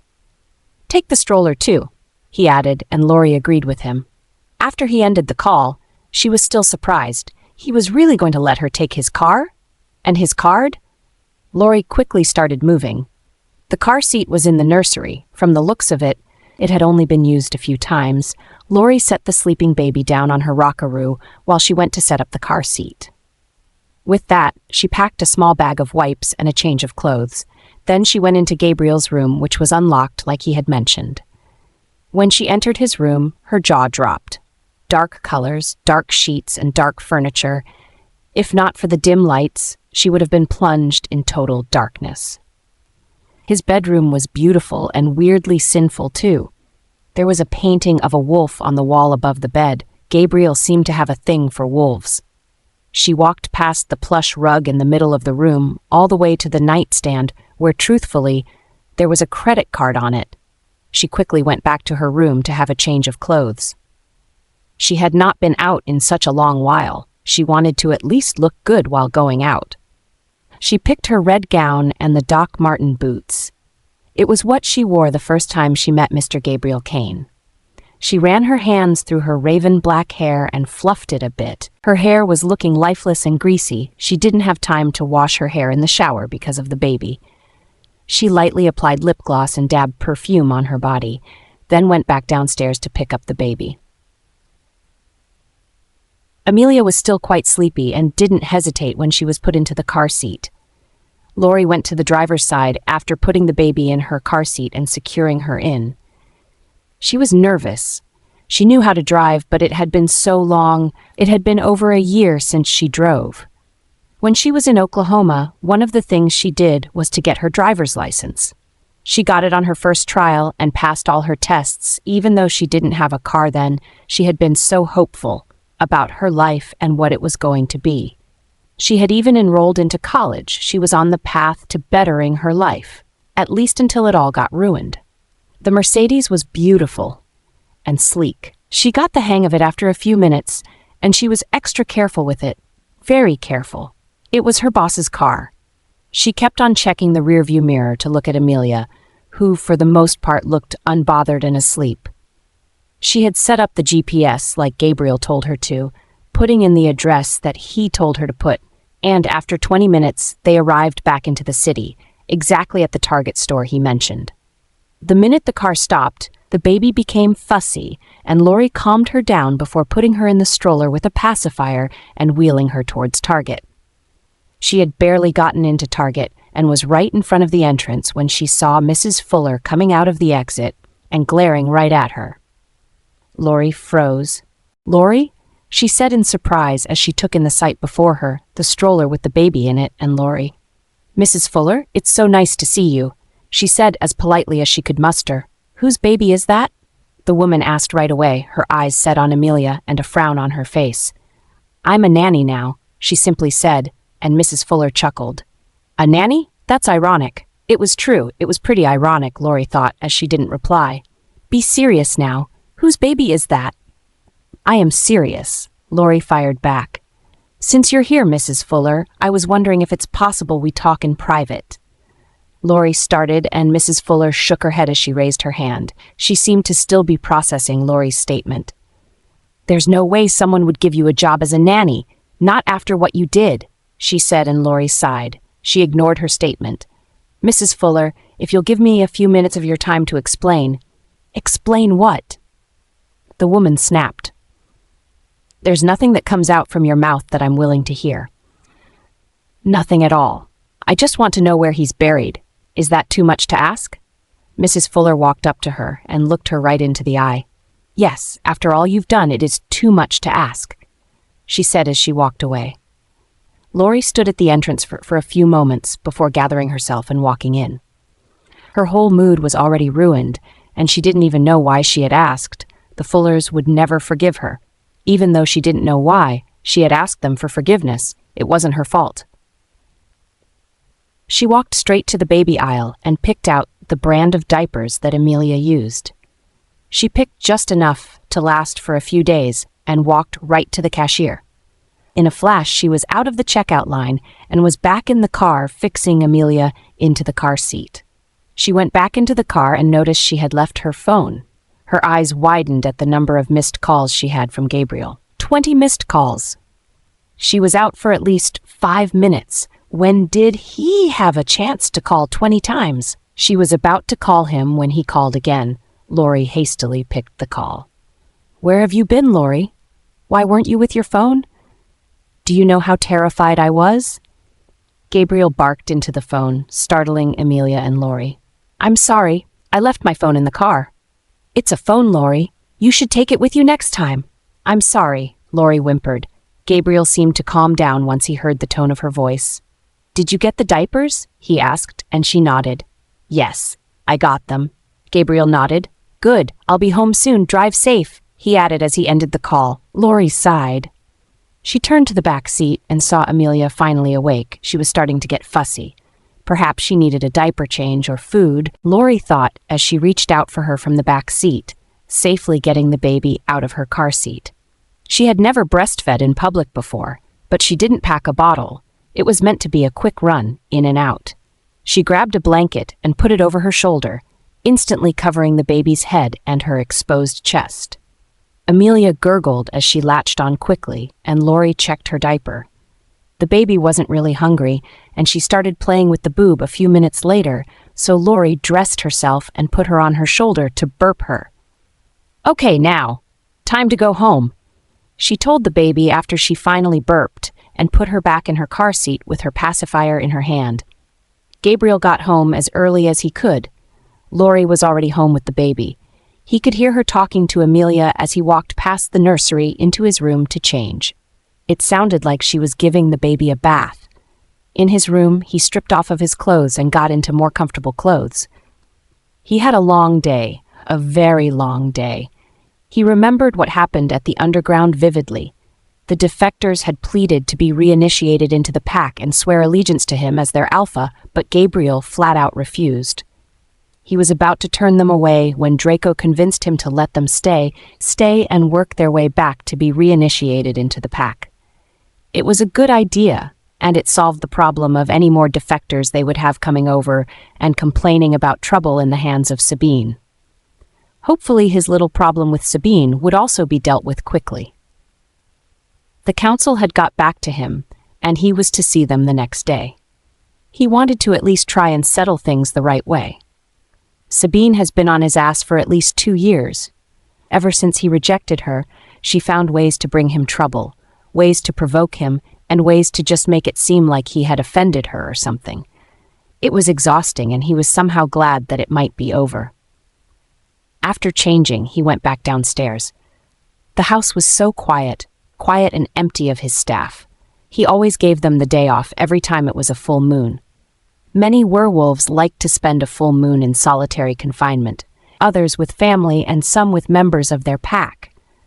Gabriel could control his wolf, so in some cases he wasn't bothered or particularly under the influence of the full moon.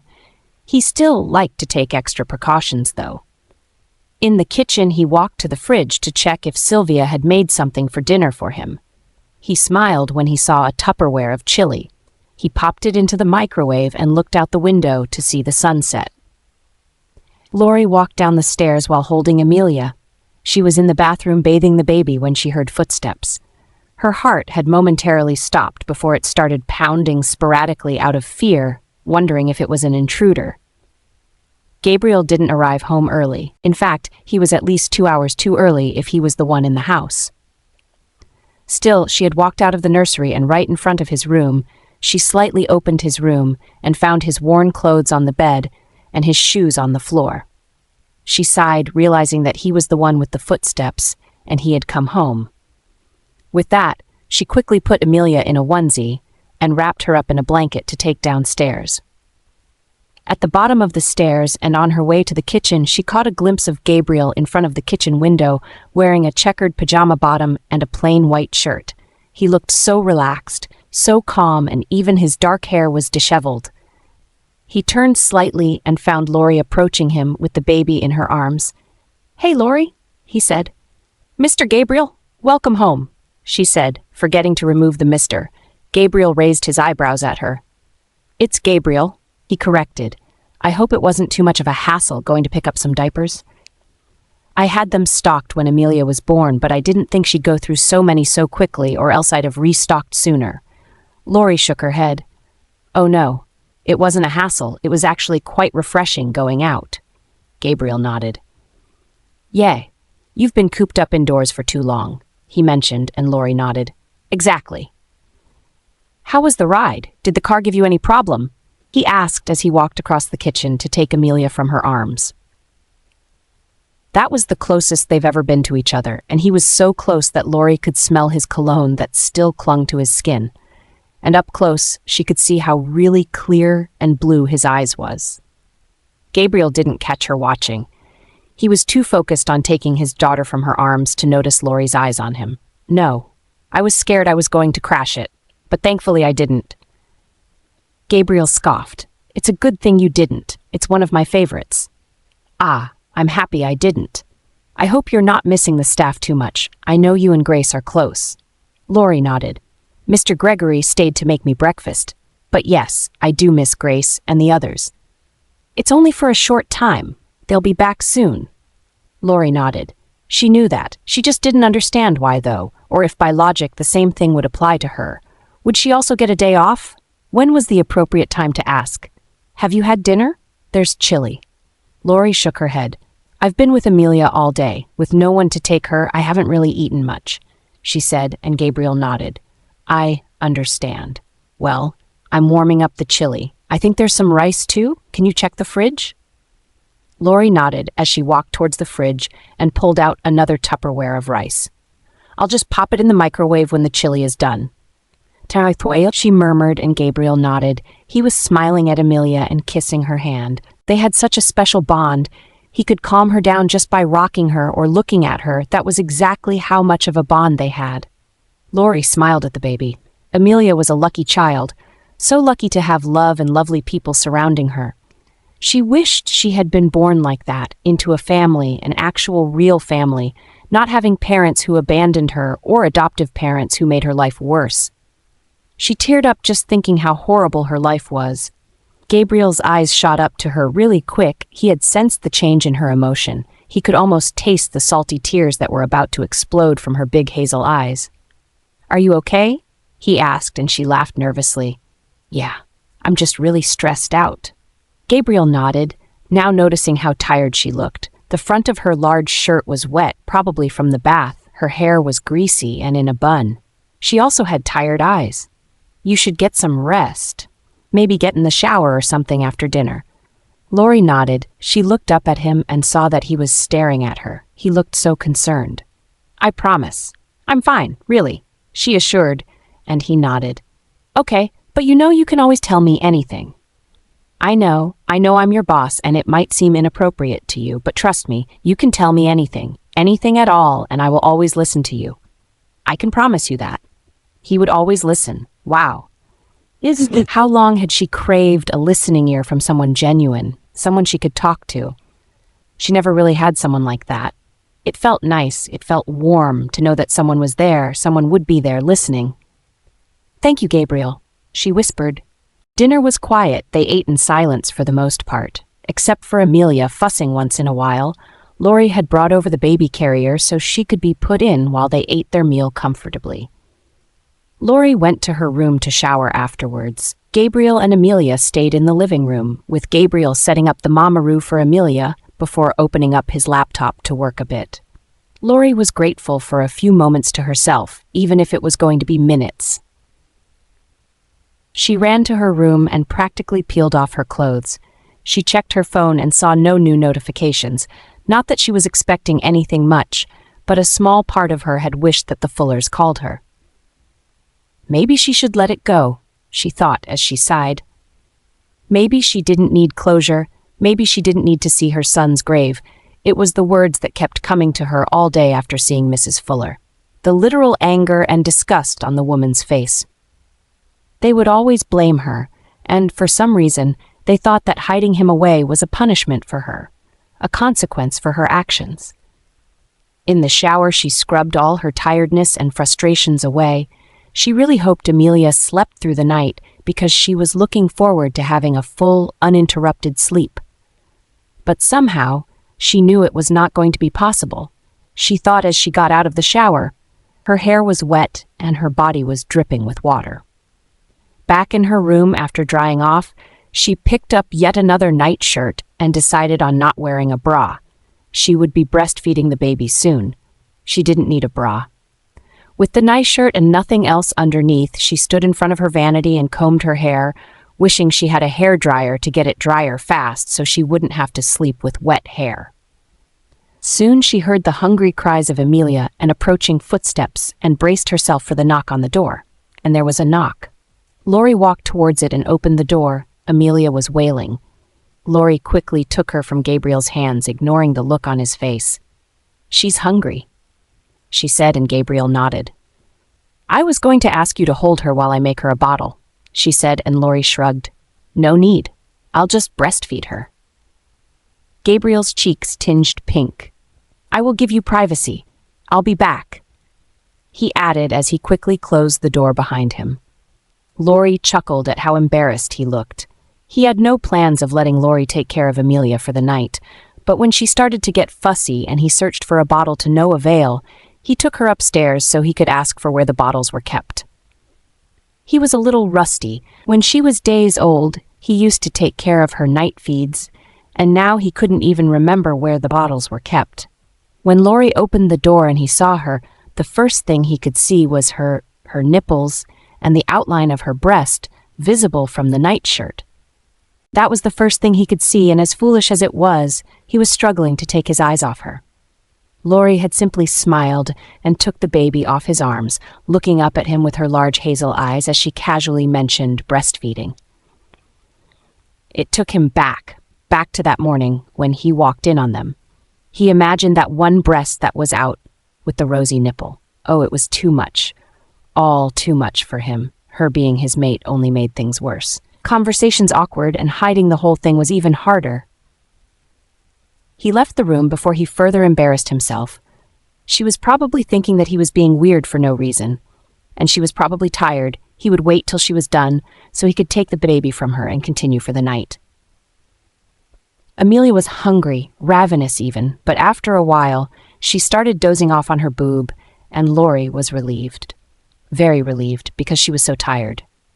She burped her and then carried her in her arms and left the room. She would try and tuck her in as fast as possible and go get some sleep. Perhaps she would be able to get in a few hours before she woke up fussy. In the nursery, the door opened quietly and Gabriel walked in while she was wrapping her in a blanket. Go get some rest. I'll watch her for this night," he whispered quietly as he pointed to the door. Lori looked at him incredulously. "Really? But..." Gabriel shook his head. I already figured out where the bottles are, and there's formula, so I'd feed her if she wakes up again. You can get some rest," he said, and Lori nodded. "Thank you, Gabriel," she said in relief as she backed away from the crib. "It's no problem. She's my daughter," he said as he ushered her out of the room. Lori happily skipped to her room and landed on the bed with a groan. "Oh, sweet, sweet relief," she thought as she snuggled into the covers. She sighed once again and closed her eyes, quickly falling asleep. The baby monitor woke her up. Weird, because she didn't remember it being in her room before she went to bed, but perhaps someone had dropped it in there. The baby monitor detected activity and voices. Lori shot up awake and realized that it was morning. The gentle rays of the sun was penetrating her room. God, how long did she sleep? She asked herself as she picked up her phone and checked the time. It was a few minutes after 8. Shit! Amelia was usually awake around 6. She shot out of bed and bolted out of the door, straight into the baby room where she found Grace playing the baby on the rocking chair. Grace looked up at her with a grin on her face. "Hey! Good morning. Grace, you're back," she said, and Grace nodded. "Yay! Did you miss me?" she asked, and Lori shrugged. "Well, to be honest, I did," she confessed as she sat on the sofa, and Grace nodded. "I got here very early this morning. As early as I could. I saw Mr. Gabriel, and he was about to leave. Amelia was already awake by then. He watched her all night. Can you believe it? I was so tired. I didn't even wake up for a second." "That's great. You need the rest. I heard you ran out of diapers. I'm so sorry. I'll go out and get more." Lori nodded. "It doesn't have to be now. I actually got quite enough for a few days." "But enough about me or the baby. How was your day off?" she asked, and Grace shrugged. "It was quiet. I went to the park for most of the day." Lori crinkled her nose. "That doesn't sound very fun." Grace scoffed. "When you're my age, you'd be grateful for a little sunlight and a chance to feed ducks at the park. Is there something going on with you?" Draco asked his alpha as they walked the long halls of the council. The United Council for Werewolf Affairs, to be precise, also more known by its Latin name in vito. They were quite famous for settling conflicts between packs and very good at it too. That and the fact that they kept the balance. They dealt with werewolves who threatened the safety of all other werewolves, and they meted out appropriate punishments to omega wolves and bitten wolves that had no pack. As famous as the Invito was, many packs, especially the old ones, were very skeptical of them. They didn't like the presence of the Invito and loved their own autonomy. Gabriel's own father didn't like the Invito but had acknowledged their importance. They were important to maintain the balance. That was good. That counted for something. "What do you mean?" Gabriel asked as he adjusted his suit. He didn't get much sleep at all. He wondered how Lori did it. He forgot how fussy Amelia could be in the night. Luckily, Lori had slept through it all. He had only snuck into her room to drop off the baby monitor, and he found her completely knocked out even that early in the morning. Her hair was all over her face, and she was snugly under the covers. He could barely see her face. "Elliot tells me you got Amelia a nanny. Why didn't you tell me that?" Gabriel shrugged. He clenched his jaw. This was why he didn't like Elliot in his house or anywhere near him. He had a loose mouth. He was getting around to that. He was getting around telling Draco about all that. "And that's not even all. Elliot tells me she's human. What's up with that? Why get a human staff?" he asked, and Gabriel glanced at him. "Now's not the time, Draco. We have more pressing matters to attend to," he said calmly, and Draco narrowed his eyes at him. "Fine. We'll talk about it after the council meeting." Gabriel wasn't planning on having that talk. Finally, at the end of the long hall, they stood in front of the long carved door where there were 2 guards right in front of it. "Can we go in?" Gabriel asked, and one of the stoic guards shook his head. "Alpha Sabine has to be present before the proceedings can be initiated." Gabriel groaned. He checked his watch and drowned. He was early, she wasn't. Of course, how could he expect someone like her to keep to time? "Well, where the hell is she?" he murmured as he looked around.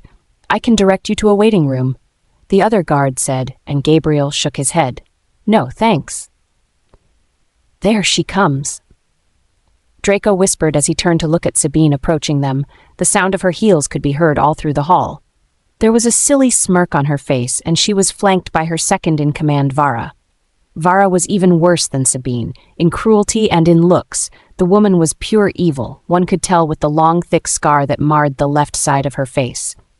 A scar many said she had gotten as a teenager during her first shift. How she had gotten into it, nobody knew the details, only that it happened on the night of her first shift. "Gabriel, you came this time," Sabine purred.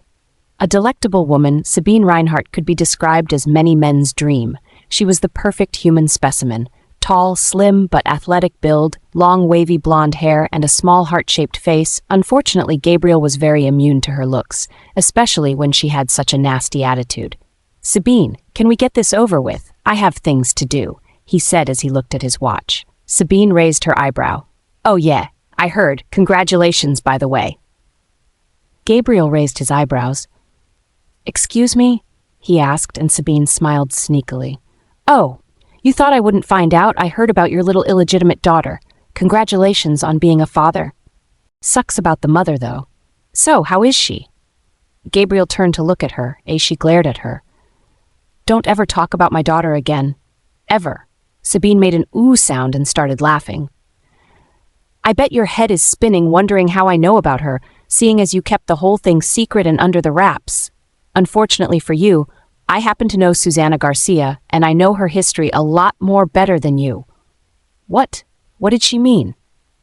Gabriel asked as he masked his emotions perfectly. She was trying to rile him up, get a reaction out of him. He wouldn't allow it. "Stay calm," he told his wolf as he smiled at her. "Do you really have nothing to do but sit around and stalk my life?" he asked. "I mean, I'm an alpha. I know how busy and overwhelming it can all be, but you sound like you have a lot of free time on your hands to just sit and stalk.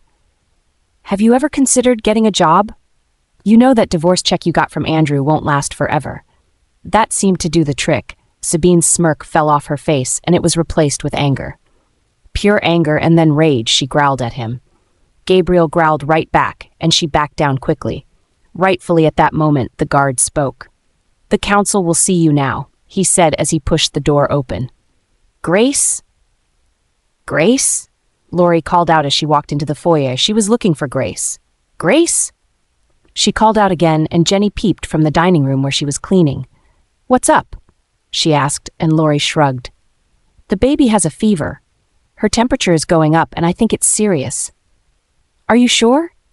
Jenny asked as Lori nodded her head, her eyes darting around looking for Grace. Jenny's eyes widened as she dropped the mop she was holding. "I'm looking for Grace. I've tried calling Gabriel, and he's not picking my calls." Jenny sighed. "Try harder. I'll go find Grace. I think she's in the garden." Lori nodded as she went back harder, dialing the number again. This time it took a long time, but someone finally picked up. Someone who wasn't Gabriel. "Hello?" "Hello? Gabriel?" Lori asked urgently. "No, this is Draco." "Draco? Who was that?" Lori thought as she furrowed her eyebrows. She couldn't remember Gabriel mentioning someone named Draco. "I want to speak to Gabriel. He's not available right now? He's occupied." "Sorry, but who are you?" "My name's Lori. I'm Amelia's nanny," she answered, and the man said, "Ooh." "Oh, I didn't know Amelia had a nanny." Lori sighed. "I just started. Do you know when Gabriel would be done? I need his permission to take the baby to the ER. I don't think he'll be done anytime soon. What happened to the baby? Why not just take the baby to the ER yourself?" Lori hesitated. One of Gabriel's #1 rule was for her not to take the baby anywhere without his permission. As desperate as she was, she still wanted to follow his rules.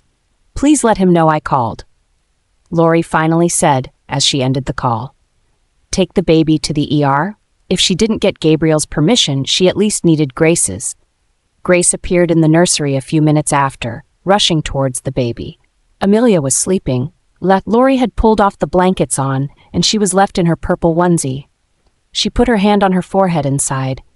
"You're right. She is burning up," Grace said as she looked like she was deep in thought for a moment.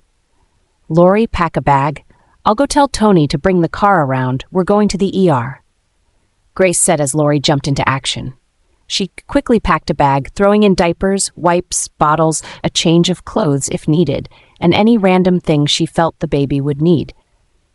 The pediatrician tested Amelia and they did a series of tests before she came back to see Grace and Lori. She was at first very hesitant to speak to Lori, and Lori had to get Grace to convince her that she was her nanny before the woman would even speak to her. She has an ear infection. We'll run more tests, but we'd most likely keep her here for observations, Dr. Calloway said as she scribbled something away in the notepad with her. The doctor seemed to be distracted, concerned about something else, but Lori didn't push her for more answers. Lori nodded. She also felt relieved by the doctor's report. She had been worried sick, thinking that it was going to be something serious. Since she wasn't the one in charge of the baby when it happened, she thought it to be her fault. "Where's Mr. Caine? I need to speak to him," she asked, and Lori shrugged. "I called him. He's in a meeting. He'll be on his way as soon as he's done." The doctor sighed and left. Lori walked towards the private nursery where Amelia was placed, and a nurse was attending to her. She looked so small. Lori hoped everything would be okay. Barely 2 hours later, Gabriel stormed into the pediatrics ward with Draco hot on his heel. He met Lori and Grace in the nursery, with Lori feeding a fussy Amelia with a bottle. He felt so relieved seeing that they were both okay. He had been worried sick ever since he left the council hall and Draco gave him the news. He tried Lori's phone after that, but it was switched off. It wasn't until he tried Grace's that she told him they were already at the hospital. "Lori?" Gabriel called out as he walked into the nursery. Lori looked up at him and sighed in relief. She was so happy to see him.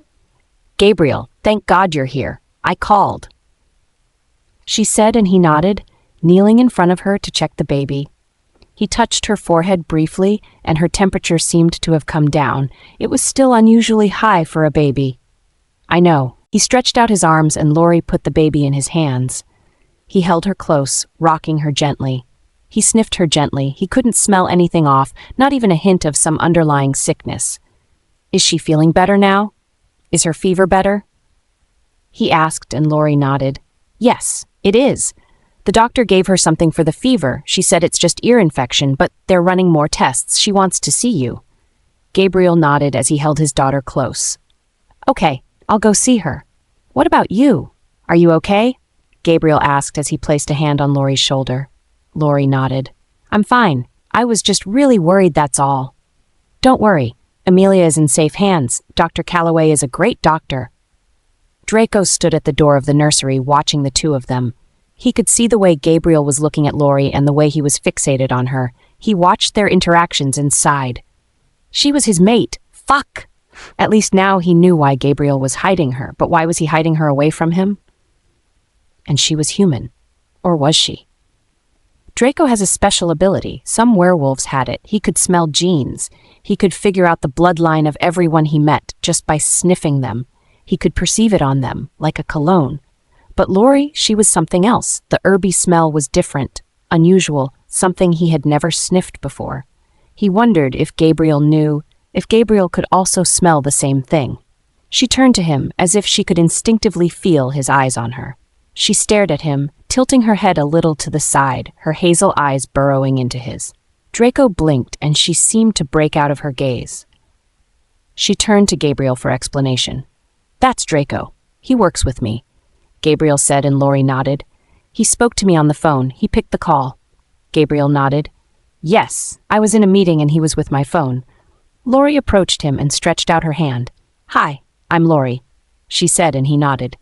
"Nice to meet you," he said in a clipped tone. He didn't trust her. He couldn't. At least not until he knew what she was. Dr. Calloway walked in at that moment, her eyes sighting Gabriel and sighing with relief. "Mr. Gabriel, can I see you in my office, please?" "Alone," she emphasized as she glanced at Lori, and Gabriel nodded. "She's experiencing a growth spurt," Dr. Calloway said as she sighed. "So early?" Gabriel asked, and the doctor shrugged. "That's what baffles me.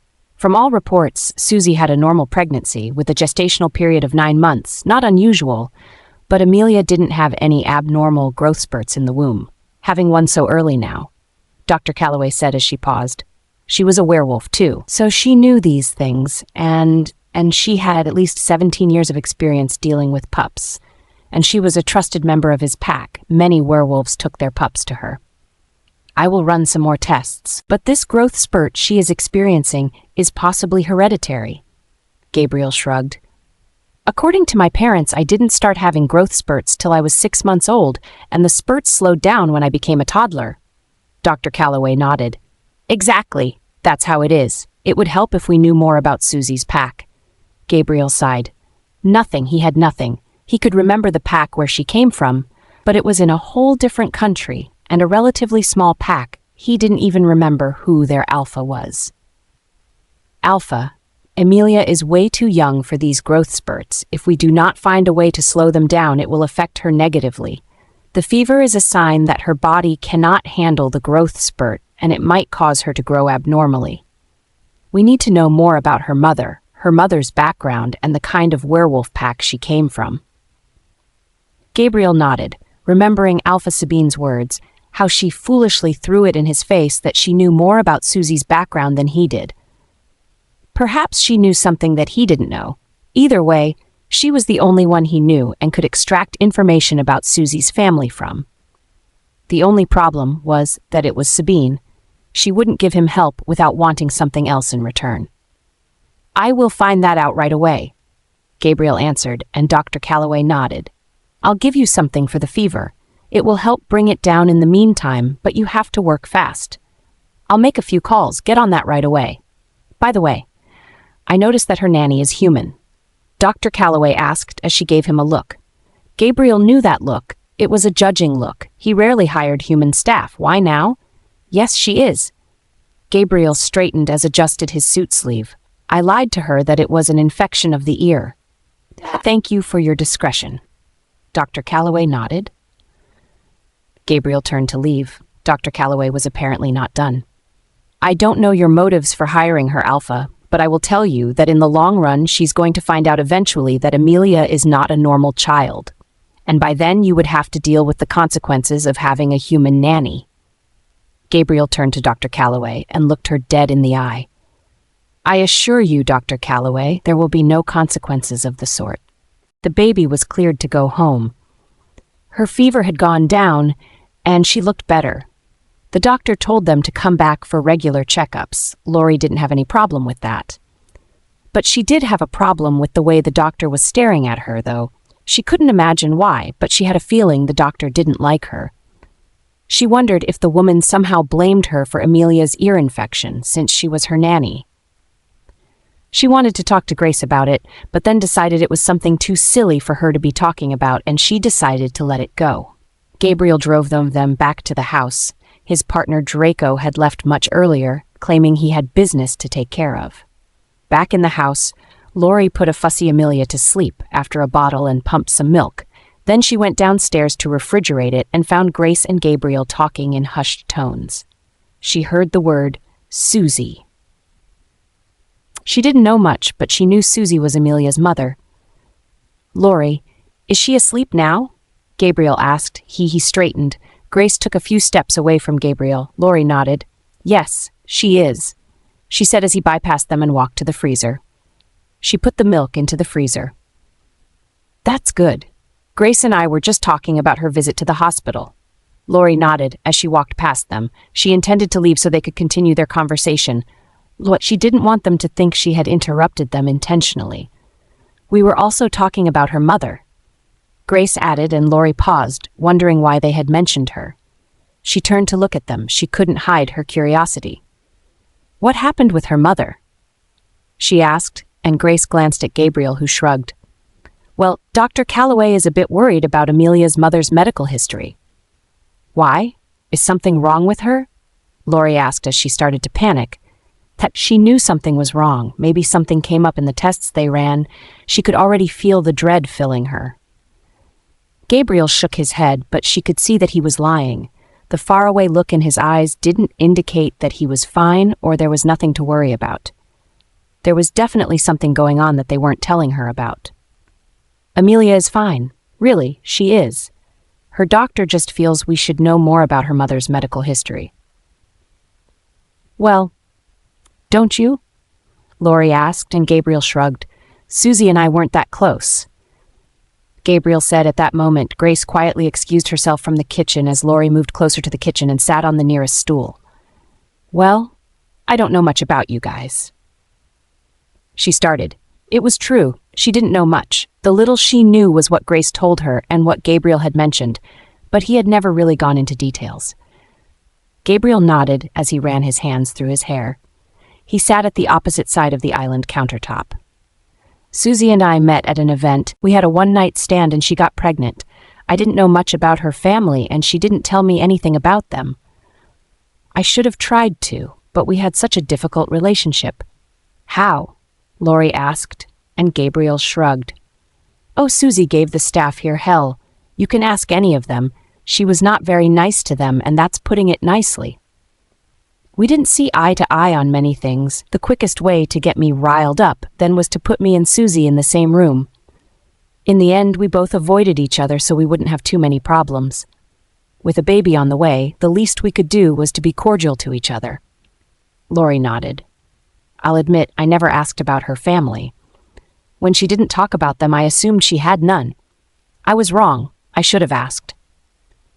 Hey, I don't think it's your fault, Lori said, and Gabriel scoffed. He believed it was, 100%. Because of me, my daughter may never get to meet any family on her mother's side. When I think of it, it sounds a little unfair. She could hear the worry in Gabriel's voice and instantly felt pity for him. She shrugged. Maybe Susie doesn't want her daughter to meet her family. Gabriel looked at her with a confused expression, and Lori shrugged. I'm just saying, maybe she was hiding Amelia from her family. They might have been difficult people, or they hurt her once, and she probably didn't want her daughter to be exposed to all that. She continued, forgetting that she was speaking more about herself than Susie. I mean, speaking from experience, I'd rather my own family never meet any child I end up having. Susie may have been trying to protect her daughter. Gabriel nodded. Of course, he never saw it that way. It was very possible. Susie wasn't the quiet type or the one to shy away from a conversation, but when it came to her family, she was so tight-lipped about them. He assumed the reason she didn't talk about them was because she didn't have any. Maybe he was wrong. He never even cared about her enough to investigate or find any of her family to inform her when she died. He should have made the effort, he thought as he rubbed at his face in frustration. He should have done something. Sabine also certainly seemed to know more about her and her family than he did. I think you're probably right. Nevertheless, I will have to seek them out. Oh, how he dreaded that already. He could already see the smirk on Sabine's face once she realized that he needed her help.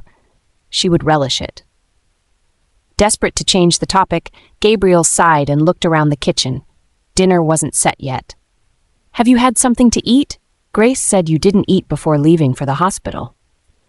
Gabriel said, and Lori touched her tummy. It had been grumbling for a while now, but she had ignored it since she needed to get Amelia to bed. But she couldn't deny she was very hungry. Everybody had been in such a frenzy, she had naturally forgotten to eat before leaving and missed dinner while taking care of Amelia. She wasn't even totally sure Gabriel himself ate dinner. Oh, I'm fine. I'm not very hungry. She lied, and Gabriel raised an eyebrow. I can hear your tummy grumble, Lori. Lori's face went red. She didn't think he grumbling was loud enough for him to hear it, but somehow he had. How about we go out for dinner? Take a little time to unwind and all? Gabriel asked, and Lori raised her eyebrow. Oh, what about Amelia? She asked, and Gabriel shrugged.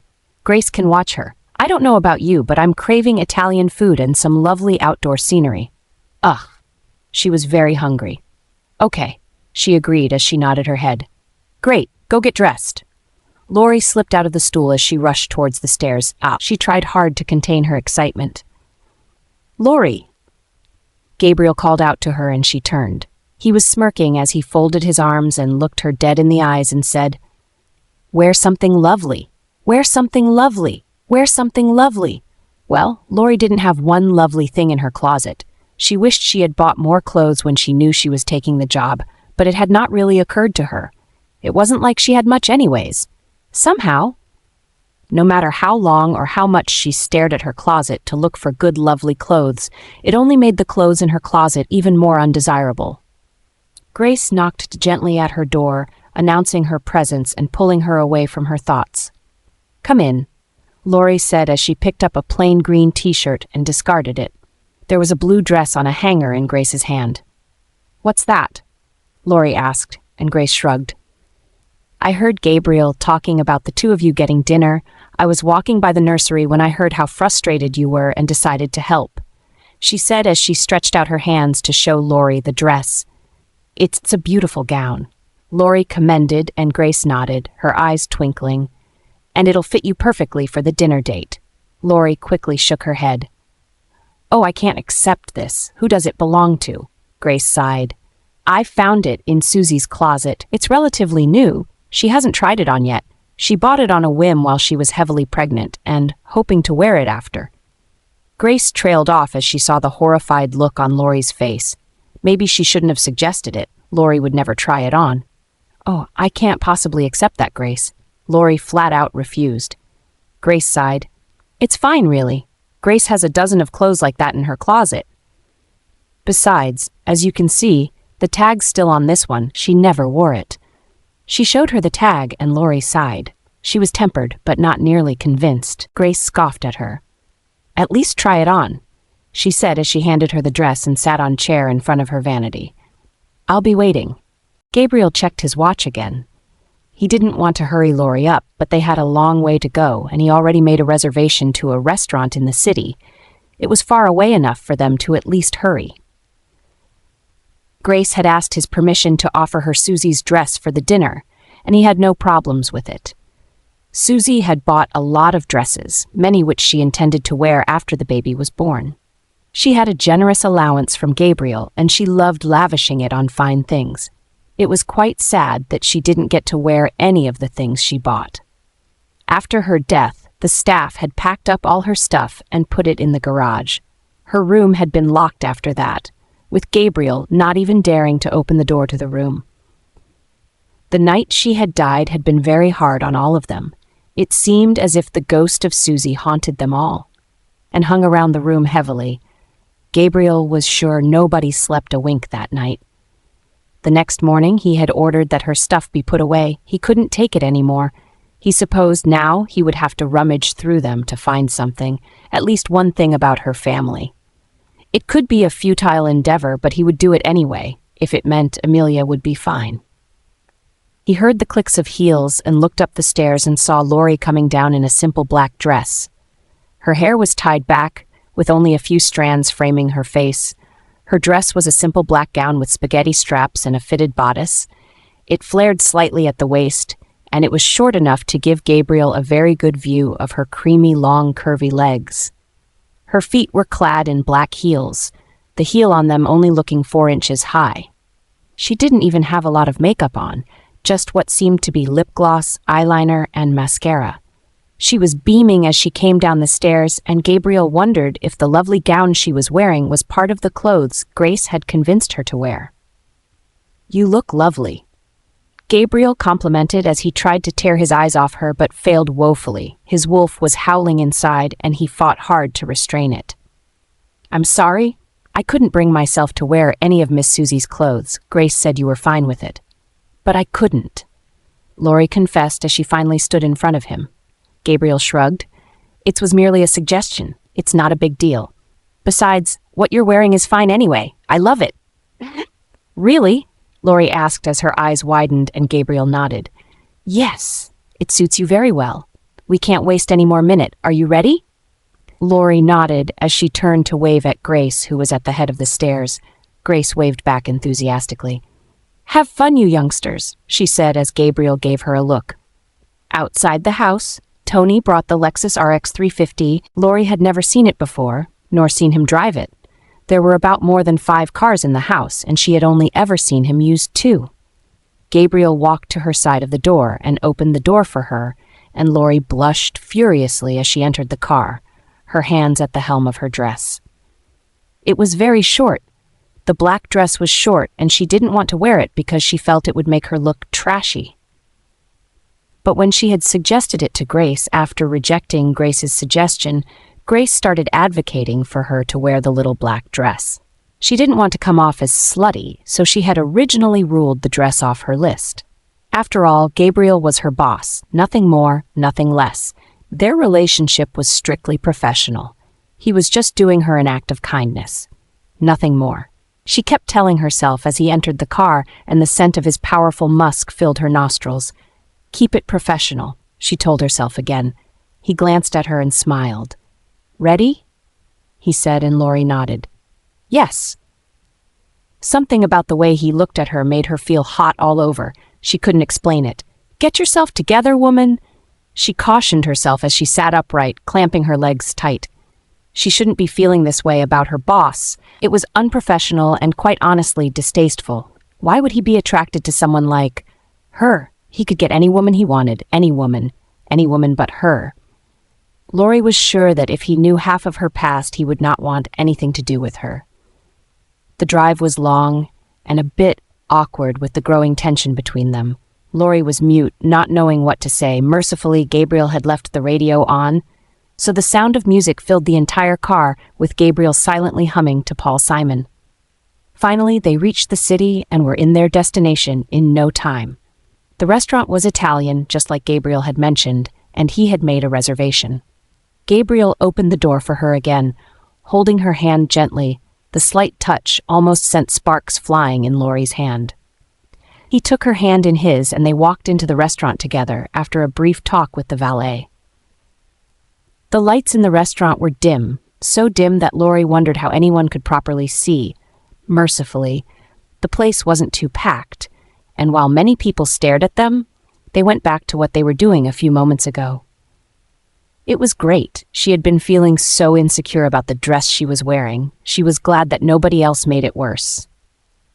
They were led to their table, a secluded table in the back where they could admire the stone exterior, arches, 17-foot-tall ceilings, and lush marble from a better point of view.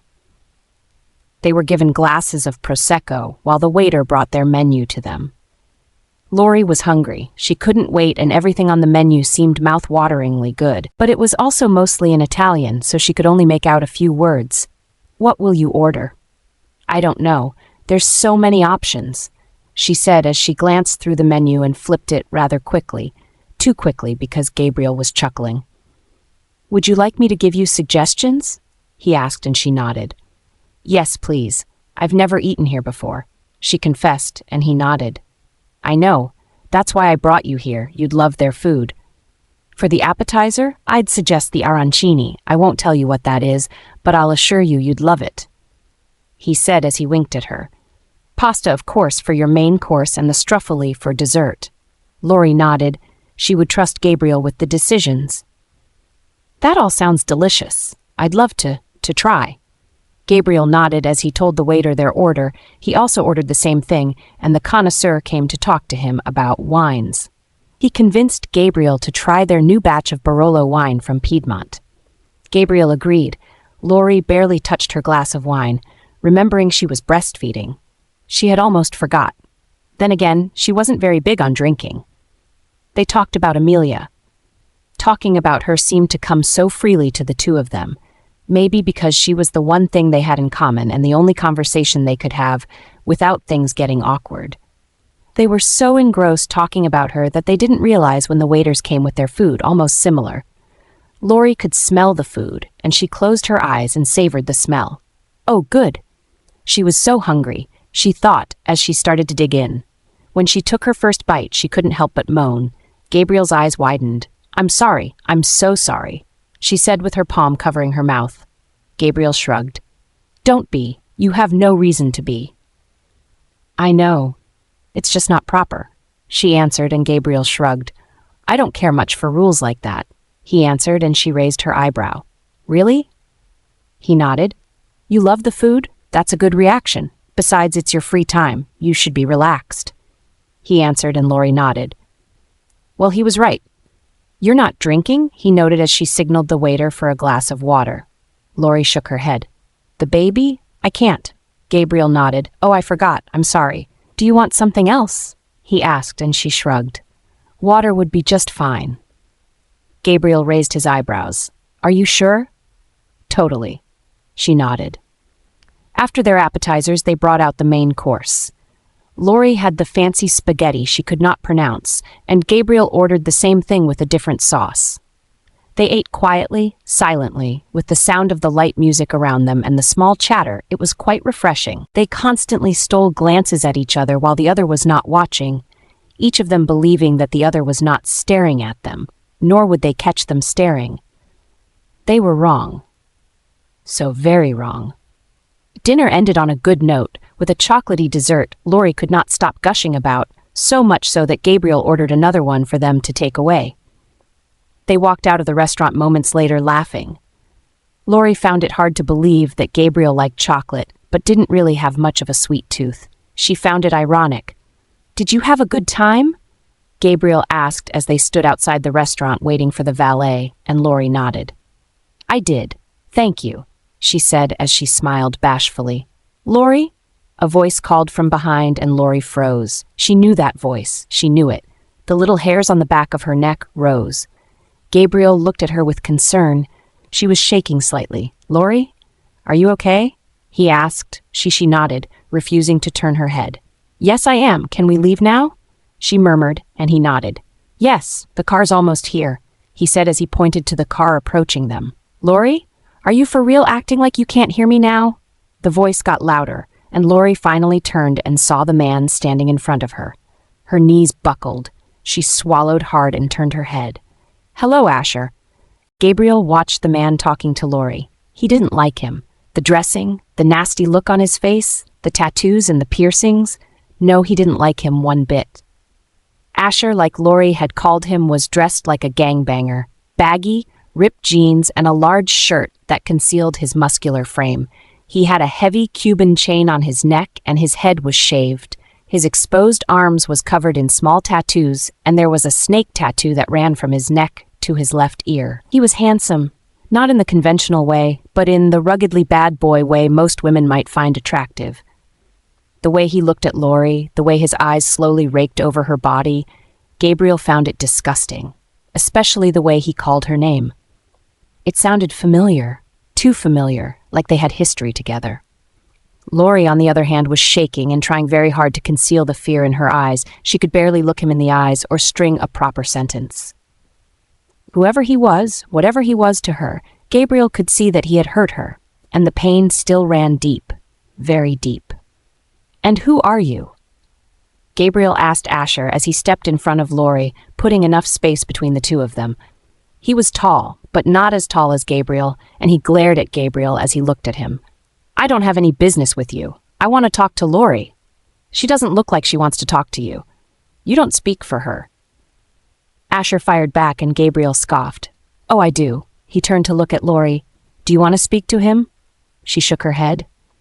"No," she finally said, and Asher cursed loudly. "You stupid whore." Gabriel's fist hardened. He glanced around quickly. There were too many people, and they were in public. It wasn't the time to make a scene. He reached for Lori's hand. Her fingers were cold, so cold they startled him. "Let's go," he murmured as he led her towards the car, opening the door for her first and getting her in the car. Asher watched them with venom in his eyes. He didn't look like he was done with them. "Where's my son, Lori? Where the fuck is he?" He called out, and Gabriel paused for a moment. He looked at Lori to catch her reaction and found her hands covering her face. He ignored Asher and entered the car. Inside the car, Gabriel drove off as fast as he could. He couldn't bear to hear the whimpers that were coming out of Lori's mouth. He glanced at her again, and her face was still covered with her hands. She wasn't crying anymore, but she was very still. So still that he almost reached out to touch her. After a while, Gabriel couldn't take it anymore. He reached out and gently pulled her hand away from her face. "Are you okay?" he asked as softly as he could muster, and Lori nodded. No, she wasn't okay. Her face was wet with tears, her eyelashes were smudged with mascara, and her nose was bright red. She sniffed quietly. "I'm sorry for everything that happened back there, Mr. Gabriel." "Mr. Gabriel?" She was back to being formal. "Gabriel?" he slowly murmured, and she nodded. "I didn't mean to cause you any trouble," she added, and Gabriel sighed. "Lori, you have to stop apologizing for things that are not your fault. You didn't even do anything," he added, and she shook her head. That's not right. It's my fault. I did something." "What did you do?" he asked as he turned to glance at her, and she shrugged. "Lori? What did you do?" "It's all my fault," she whispered slowly. Gabriel sighed. He slowed down. Then he parked the car. He didn't care that they were on the highway. He had to deal with what was happening one way or another. "Who was that man, Lori? What about him got you so bothered?" he asked, and Lori sighed. She wiped her tears, looking straight ahead. She always knew a time like this would come. A time where her past would collide with the present. She was foolish enough to think that she had escaped from everything. And everyone. She was shocked to see Asher. Last time he saw her, he spared her because she was pregnant. Now he had seen her again, and he was probably wondering where the baby had gone. Which was crazy, seeing as he never cared much about her or the baby in the first place. Now he was suddenly asking about his son. What son? To think she had been happy, very happy, and finally at a good place. At a place where she was calm, relieved, a place where she felt safe, all for everything to be dismantled all in one night, with only a few sentences. She had also conducted herself poorly. She thought she would be able to handle seeing Asher, but no. Seeing him had awoken her worst and deepest fears. Lori could foresee more nights with endless nightmares. "He was the father of my baby," she finally answered, and Gabriel nodded. "Were you too close?" She shook her head. "No." Did he know about what happened to the baby? Judging from his reaction, he didn't know, which meant that Jared didn't tell him what transpired between the two of them, which meant that Jared and Asher were probably not on speaking terms. "No, when he found out I was pregnant, he didn't say anything. He just left. We were never close." Gabriel nodded. "When you saw him, you were shaking, Lori, really badly. Did he hurt you before?" Lori was deathly quiet. Was it that obvious? Did she make it that obvious? "Yes. I don't want to go into details, but yes," she admitted. There was a short silence between them. Lori had finally stopped crying, and Gabriel was watching her intently. "You're safe. You're safe with me, Lori," he assured her. She still looked pretty unconvinced, so he put his hand on her shoulder, and he noticed she flinched a little. Gabriel pulled away quickly. A thought crossed his mind. God, no! His brain was putting together all the pieces. "That bastard!" he thought as he clenched his fists. He must have assaulted her. He should have known. He took a deep breath, trying hard to control the raging anger he was feeling. "As long as you're with me, Lori, I can assure you, nothing would happen to you," he said, and Lori burst into fresh sobs. "You don't even know me. You don't know who I am or what I've done." She whimpered. She was right. He didn't know much about her, practically nothing about her if they were being completely honest. "You're right. But I can tell you're a good person. You're a good human, Lori." Lori shook her head, her body still shaking with uncontrollable sobs. She looked out the window. She couldn't bear to look in his eyes, to see the pity written all over them. "You gave my daughter your milk, despite losing your own son." "I gave him away," she said, interrupting Gabriel. "What?" Gabriel asked, and Lori shrugged, and she turned to look at him. Her eyes were bloodshot from all the crying she'd been doing, and her face was red and splotchy. Her mascara was running down her cheeks. "My son, I put him up for adoption. I didn't want him. I'm not a good person, Gabriel. Maybe that's why he died. Maybe that's why God took him away from me." "Don't say that," Lori shrugged. "It's the truth. You know, I didn't even get to see him." She started laughing manically. "Can you believe that?" she exclaimed. "I carried him for months, and I didn't even get to see him when he was born." "I didn't deserve to see him," she mumbled, and Gabriel shook his head. "No, I don't believe that. He was your son, and you did what you thought was best for him." "You're a good person, Lori. I believe that," he said as he brought out a handkerchief from his breast pocket and brought it slowly to her face, wiping her tears gently. The gesture startled Lori, but she stayed calm, the two of them so quiet that the sound of their breathing could be heard. "I'm sorry about your son, I really am, but I hope that you know that it's not your fault," he said softly to her, softer than she had ever heard his voice. Lori smiled. He was so kind to her. What did she do to deserve such a good boss? She nodded her head slowly. "Thank you," she murmured. Gabriel nodded. "If you need a minute, we can stay here longer." Lori shook her head. "No, I think I'm ready to go now," she said quickly, suddenly longing to hold Amelia in her arms. Her breasts ached at the longing, and she quietly prayed they wouldn't leak. Gabriel nodded. "Okay then," he said as he started the car. The minute they got out of the car and into the house, Lori took off her heels and practically ran to the nursery. Upon opening the door, she saw that the lights were out. Amelia must be sleeping.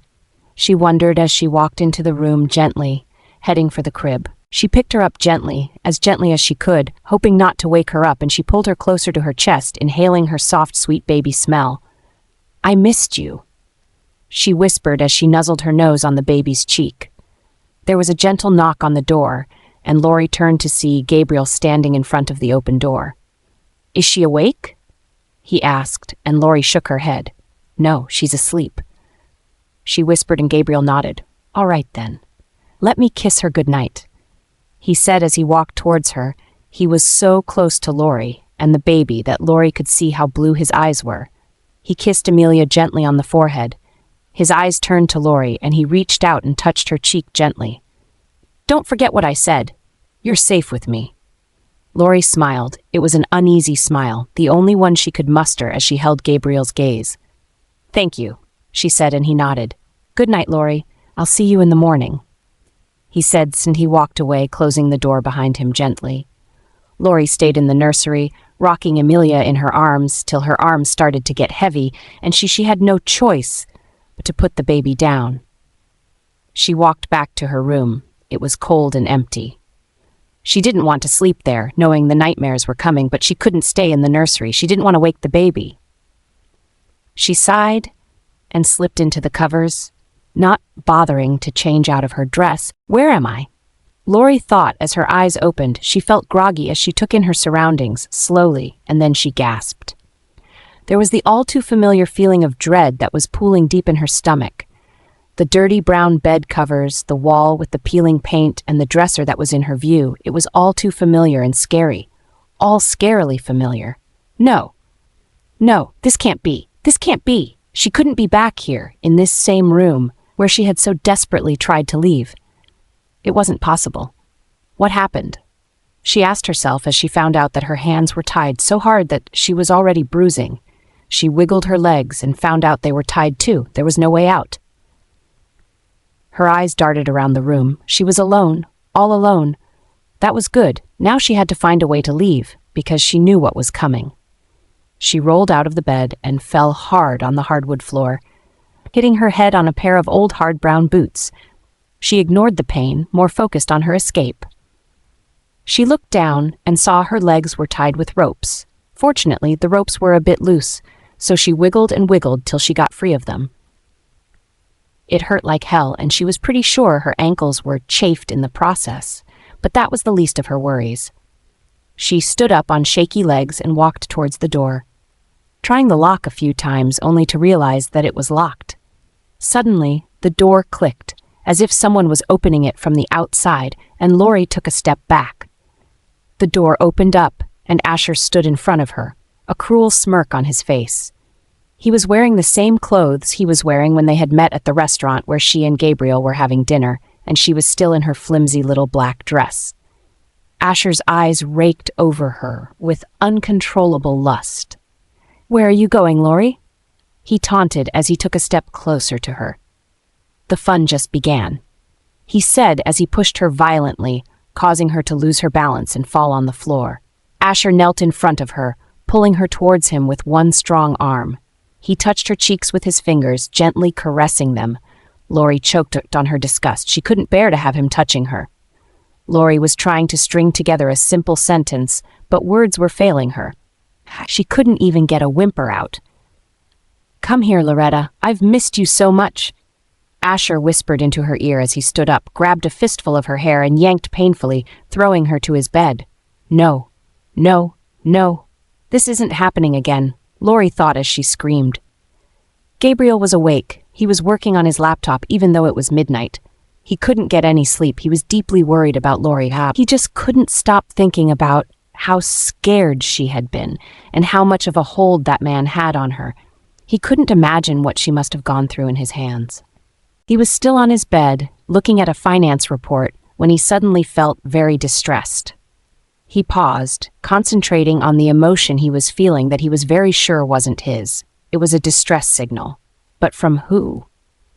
As an alpha, his father had taught him that sometimes his connection with his beta, or werewolves who took the blood oath, could transcend the physical. He could on rare occasions feel things that they were feeling if the feeling was strong enough. Pain, for example. But this didn't only apply to his beta or werewolves, it also applied to his mate. Lori. Lori was sending him a distress signal. He thought as he jumped out of bed, he was barely out of his room when he heard a blood-curdling scream, one that was so loud he could hear it pounding in his eardrums. He rushed to Lori's room, prying open the door from its hinges with effortless ease, even though the door was locked. There she was, practically writhing in her sheets while she kept on screaming. He quickly held her in his arms. "Lori! Lori!" he called as he practically shook her out of her nightmare. She finally opened her eyes, panting and scrambling away from his touch. He understood. She looked around, still very much afraid. Far away, Gabriel's ears could detect movement. Lori's scream seemed to have woken up everybody, even the baby who had now launched into a cry. "Lori, it was just a nightmare," he said softly, and she finally calmed down, tears streaming down her face. I'm so sorry," she begged, and he shrugged. He looked towards the door that was now lying in the hallway. He had pried it off the hinges. It was the only way he could think of to get in. The door had been locked. Jenny walked in at that moment, quietly stepping around the door. She was in her nightgown, and by the look on her face, she was distraught. She had heard the scream, too. "Is everything okay?" she asked, and Gabriel nodded. "Yes. Please check on the baby. Lori's not feeling well," he said as he dismissed her. Jenny nodded and went into the baby room. Lori hugged the sheets as she looked at him. "I'm so sorry for waking you up. I didn't mean to." Gabriel shrugged. "It's okay. You didn't mean to. You had a nightmare. I'll go get the baby." She started, and Gabriel shook his head. "No, you need some rest. Jenny will take care of her. Come on, let's go," he said as he stood up and held his hand out. "Where are we going?" she asked, and he pointed to the door. "You can't sleep here. You'll catch a chill." He took in her small, cold hand in his, and they both walked out of the bedroom. As they stood right in front of his bedroom, Lori looked at him wide-eyed, and he shrugged. "There is no way I'm letting you sleep alone tonight," he said as he opened the door of his room. "You're sleeping with me," he said. His tone was final, authoritative, and it left little room for argument. Lori nodded, gulping hard. His room looked dark and toasty, just how she remembered it, only that it looked somewhat bigger. She felt embarrassed. She had a nightmare, and she had woken up the whole household. She wished Gabriel had not bothered so much about her.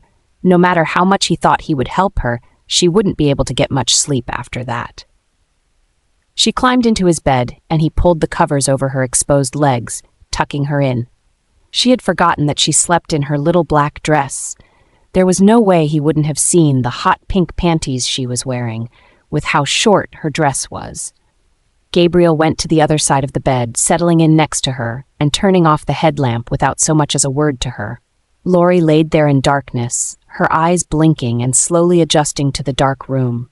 She could feel Gabriel next to her. She could hear his breathing, slow, calm, and steady. "Good night, Lori," Gabriel said as he reached out beneath the sheets and held her hand. His large, warm hand suddenly enveloped her cold hand, and Lori shuddered at the touch. He entwined his fingers with hers. "Good night, Gabriel," she whispered quietly. After a while, Lori closed her eyes and attempted to sleep. A few moments later, she was asleep. Lori blinked. Her surroundings were different. She wasn't in her own room, but rather someone else's.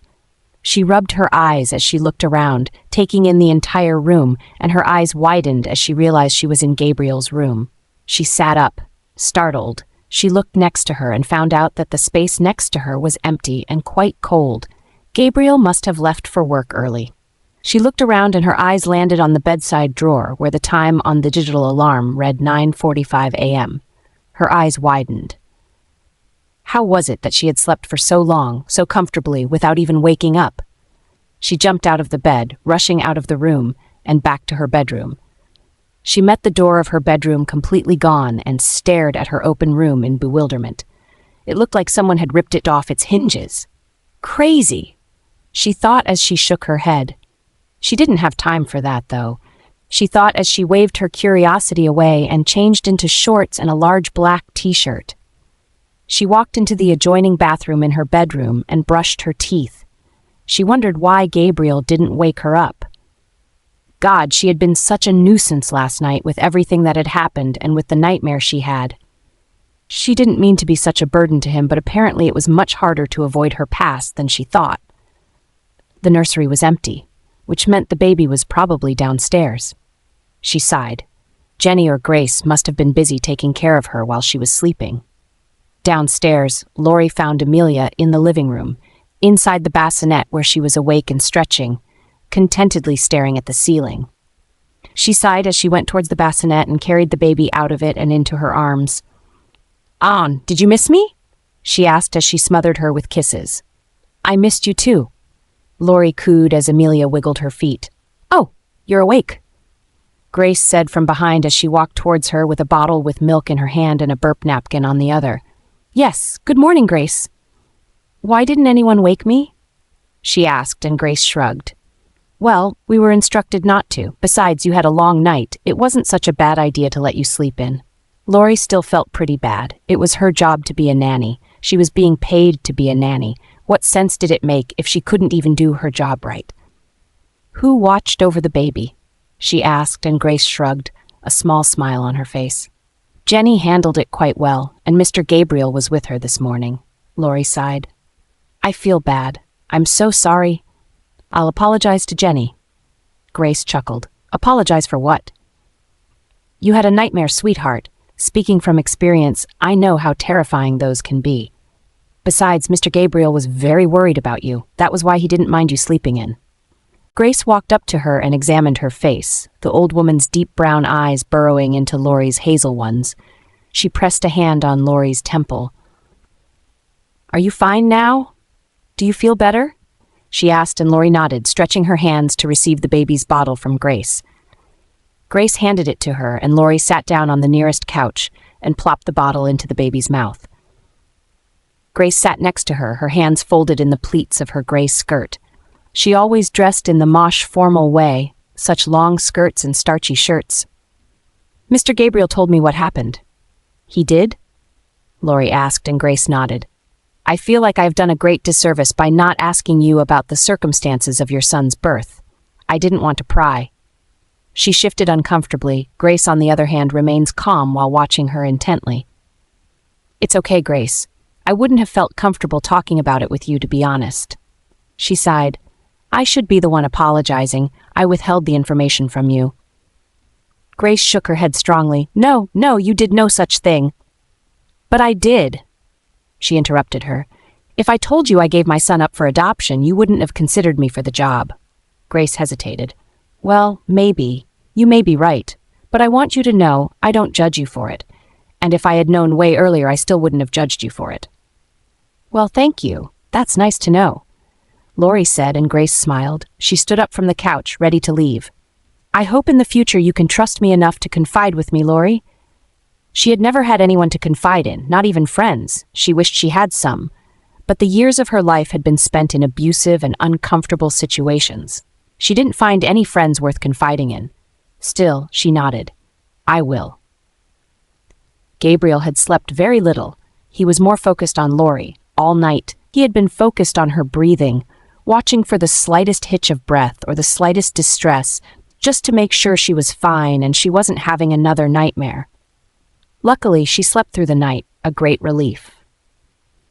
Unfortunately, he woke up early the next morning with a bad headache. He left his room quietly, eager not to wake her up, and he had instructed everyone in the house not to wake her up either. He saw Amelia after that. She was very fussy. Jenny mentioned something about her probably missing Lori. He held her, changed her diaper, gave her a bottle, and changed her clothes. By the time he was done, he was late for work. He showered in another room and quietly picked up his clothes from his room before going downstairs for breakfast. He met Grace, who had just arrived for the day, and he gave her a brief download of everything that was happening. Grace was, of course, very shocked. "Did he look dangerous?" "The man," she asked, and Gabriel nodded. "He looked dangerous. But I don't think he has any real influence. He was probably some gang member." Grace groaned. How did she get mixed up in such a crowd?" Gabriel shrugged. "I don't know, but I don't think she willingly got mixed up in all that. Either way, whatever he did to her, she is still very traumatized." "I'm very worried," Grace sighed. "What should we do? What if the nightmares come back?" she asked, concern lacing her voice. He had not thought of that possibility, but it could possibly be that she would have such nightmares occasionally. Either way, he looked forward to preventing them. Gabriel looked around, checking to see if they were alone with no one listening in on them. Before she screamed, I could feel a pull, a distress signal, like she was calling out to me. My father told me such connections exist between mates. It was scary and interesting to feel. The mating bond must be growing stronger. Every day that you spend together makes it stronger. That connection you speak of doesn't happen easily. Grace's voice had a warning to it, a somber tone. If you plan on rejecting her, I suggest you do it quickly enough, before it leaves you both irreversibly heartbroken. Gabriel sighed. See, that's the problem. I'm not so sure that I want to reject her. Her eyes widened at his words, out of surprise and a little bit of excitement. So you will tell her? Gabriel shook his head. He picked his jacket that he had slung over the sofa and shrugged it on. Not yet. If her nightmares are a regular occurrence, we might have to seek professional help, get to the root of it all. In the meantime, take good care of her, Grace. Make sure she doesn't think too much. Keep her occupied, he said as he waved her goodbye and left. Sir, Draco is here to see you, his secretary April said as Gabriel ended the call with some board of directors he was talking to. Much of his day had been spent in a meeting or the other. He forgot just how much work he had left in the office waiting for him. He wondered why Draco had come. He had sent Draco to do some digging on Susie's family just yesterday. He wondered if he had come up with answers so quickly. Let him in, he said in a clipped tone as he went back to his work. Shortly after she left, Draco walked in. He was wearing the same outfit from the day before. Gabriel looked up and acknowledged his beta with a nod. Alpha? Draco grunted before settling down. Any news? What kind of news? Susie. Her pack. Draco sighed. I found her pack. Or rather, what's left of it. They've been in conflict for years now. The pack is split into like 3 fractions. What makes it worse is that they won't talk. If they know something about Susie, they're not saying a word. Gabriel sighed. Of course, he didn't expect it to be that easy. He reclined in his chair and sighed. I was really hoping Sabine won't be our next alternative, but turns out she might be. Draco nodded in agreement. I'm sure she would be more than willing to work with us for the right price. That bit was true. For the right price, but knowing Sabine, she wouldn't ask for money. It would be much more worse. Anything else to report? Draco was silent for a few seconds. Actually, there is something I want to ask you. What is that? You didn't tell me about Lori. So Gabriel paused. Then he slowly looked up. Of course, Draco would figure it out. He wasn't dumb. Besides, he was his beta. He would have picked up the signals. Gabriel would have mentioned it to him, but he was too busy being worried about Amelia. His mind was way too occupied during those moments. And the fact that she's the baby's new nanny, and the fact that she's your mate, and the fact that she's human. Oh, I was going to tell you. Draco raised his eyebrow, and Gabriel shrugged. Eventually, Draco scoffed. Well, when I saw her in the hospital, I managed to get a good sniff of her.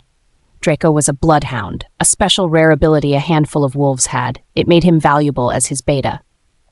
And? He asked as he leaned on his table, eager to hear what Draco had to say. Draco sighed. I don't think she's human. Gabriel was slightly taken aback. What? Draco nodded slowly. Are you sure? I am. I never miss. What do you think she is? Draco shrugged. If I have come across her kind before, it would have been much easier in identifying what she is, but I have not, so therefore I cannot state what I think she is. But whatever she is not fully human. Or perhaps someone or something in her bloodline is not human. Either way, the scent hangs strongly on her. Well, this was a new development. You have met a lot of supernaturals, Draco. Are you sure you cannot categorically state what she is or what she might be? He pressed. Draco sighed. At first sniff, I thought witch, but then the more I could smell, the more complicated the smell became. Whatever she is, do you think she's dangerous, or will become harmful to the baby? Draco shook his head. I cannot say for sure, but I don't think so. But she has lived a normal average human life this long, then whatever she is, whatever is in her blood, it must be dormant.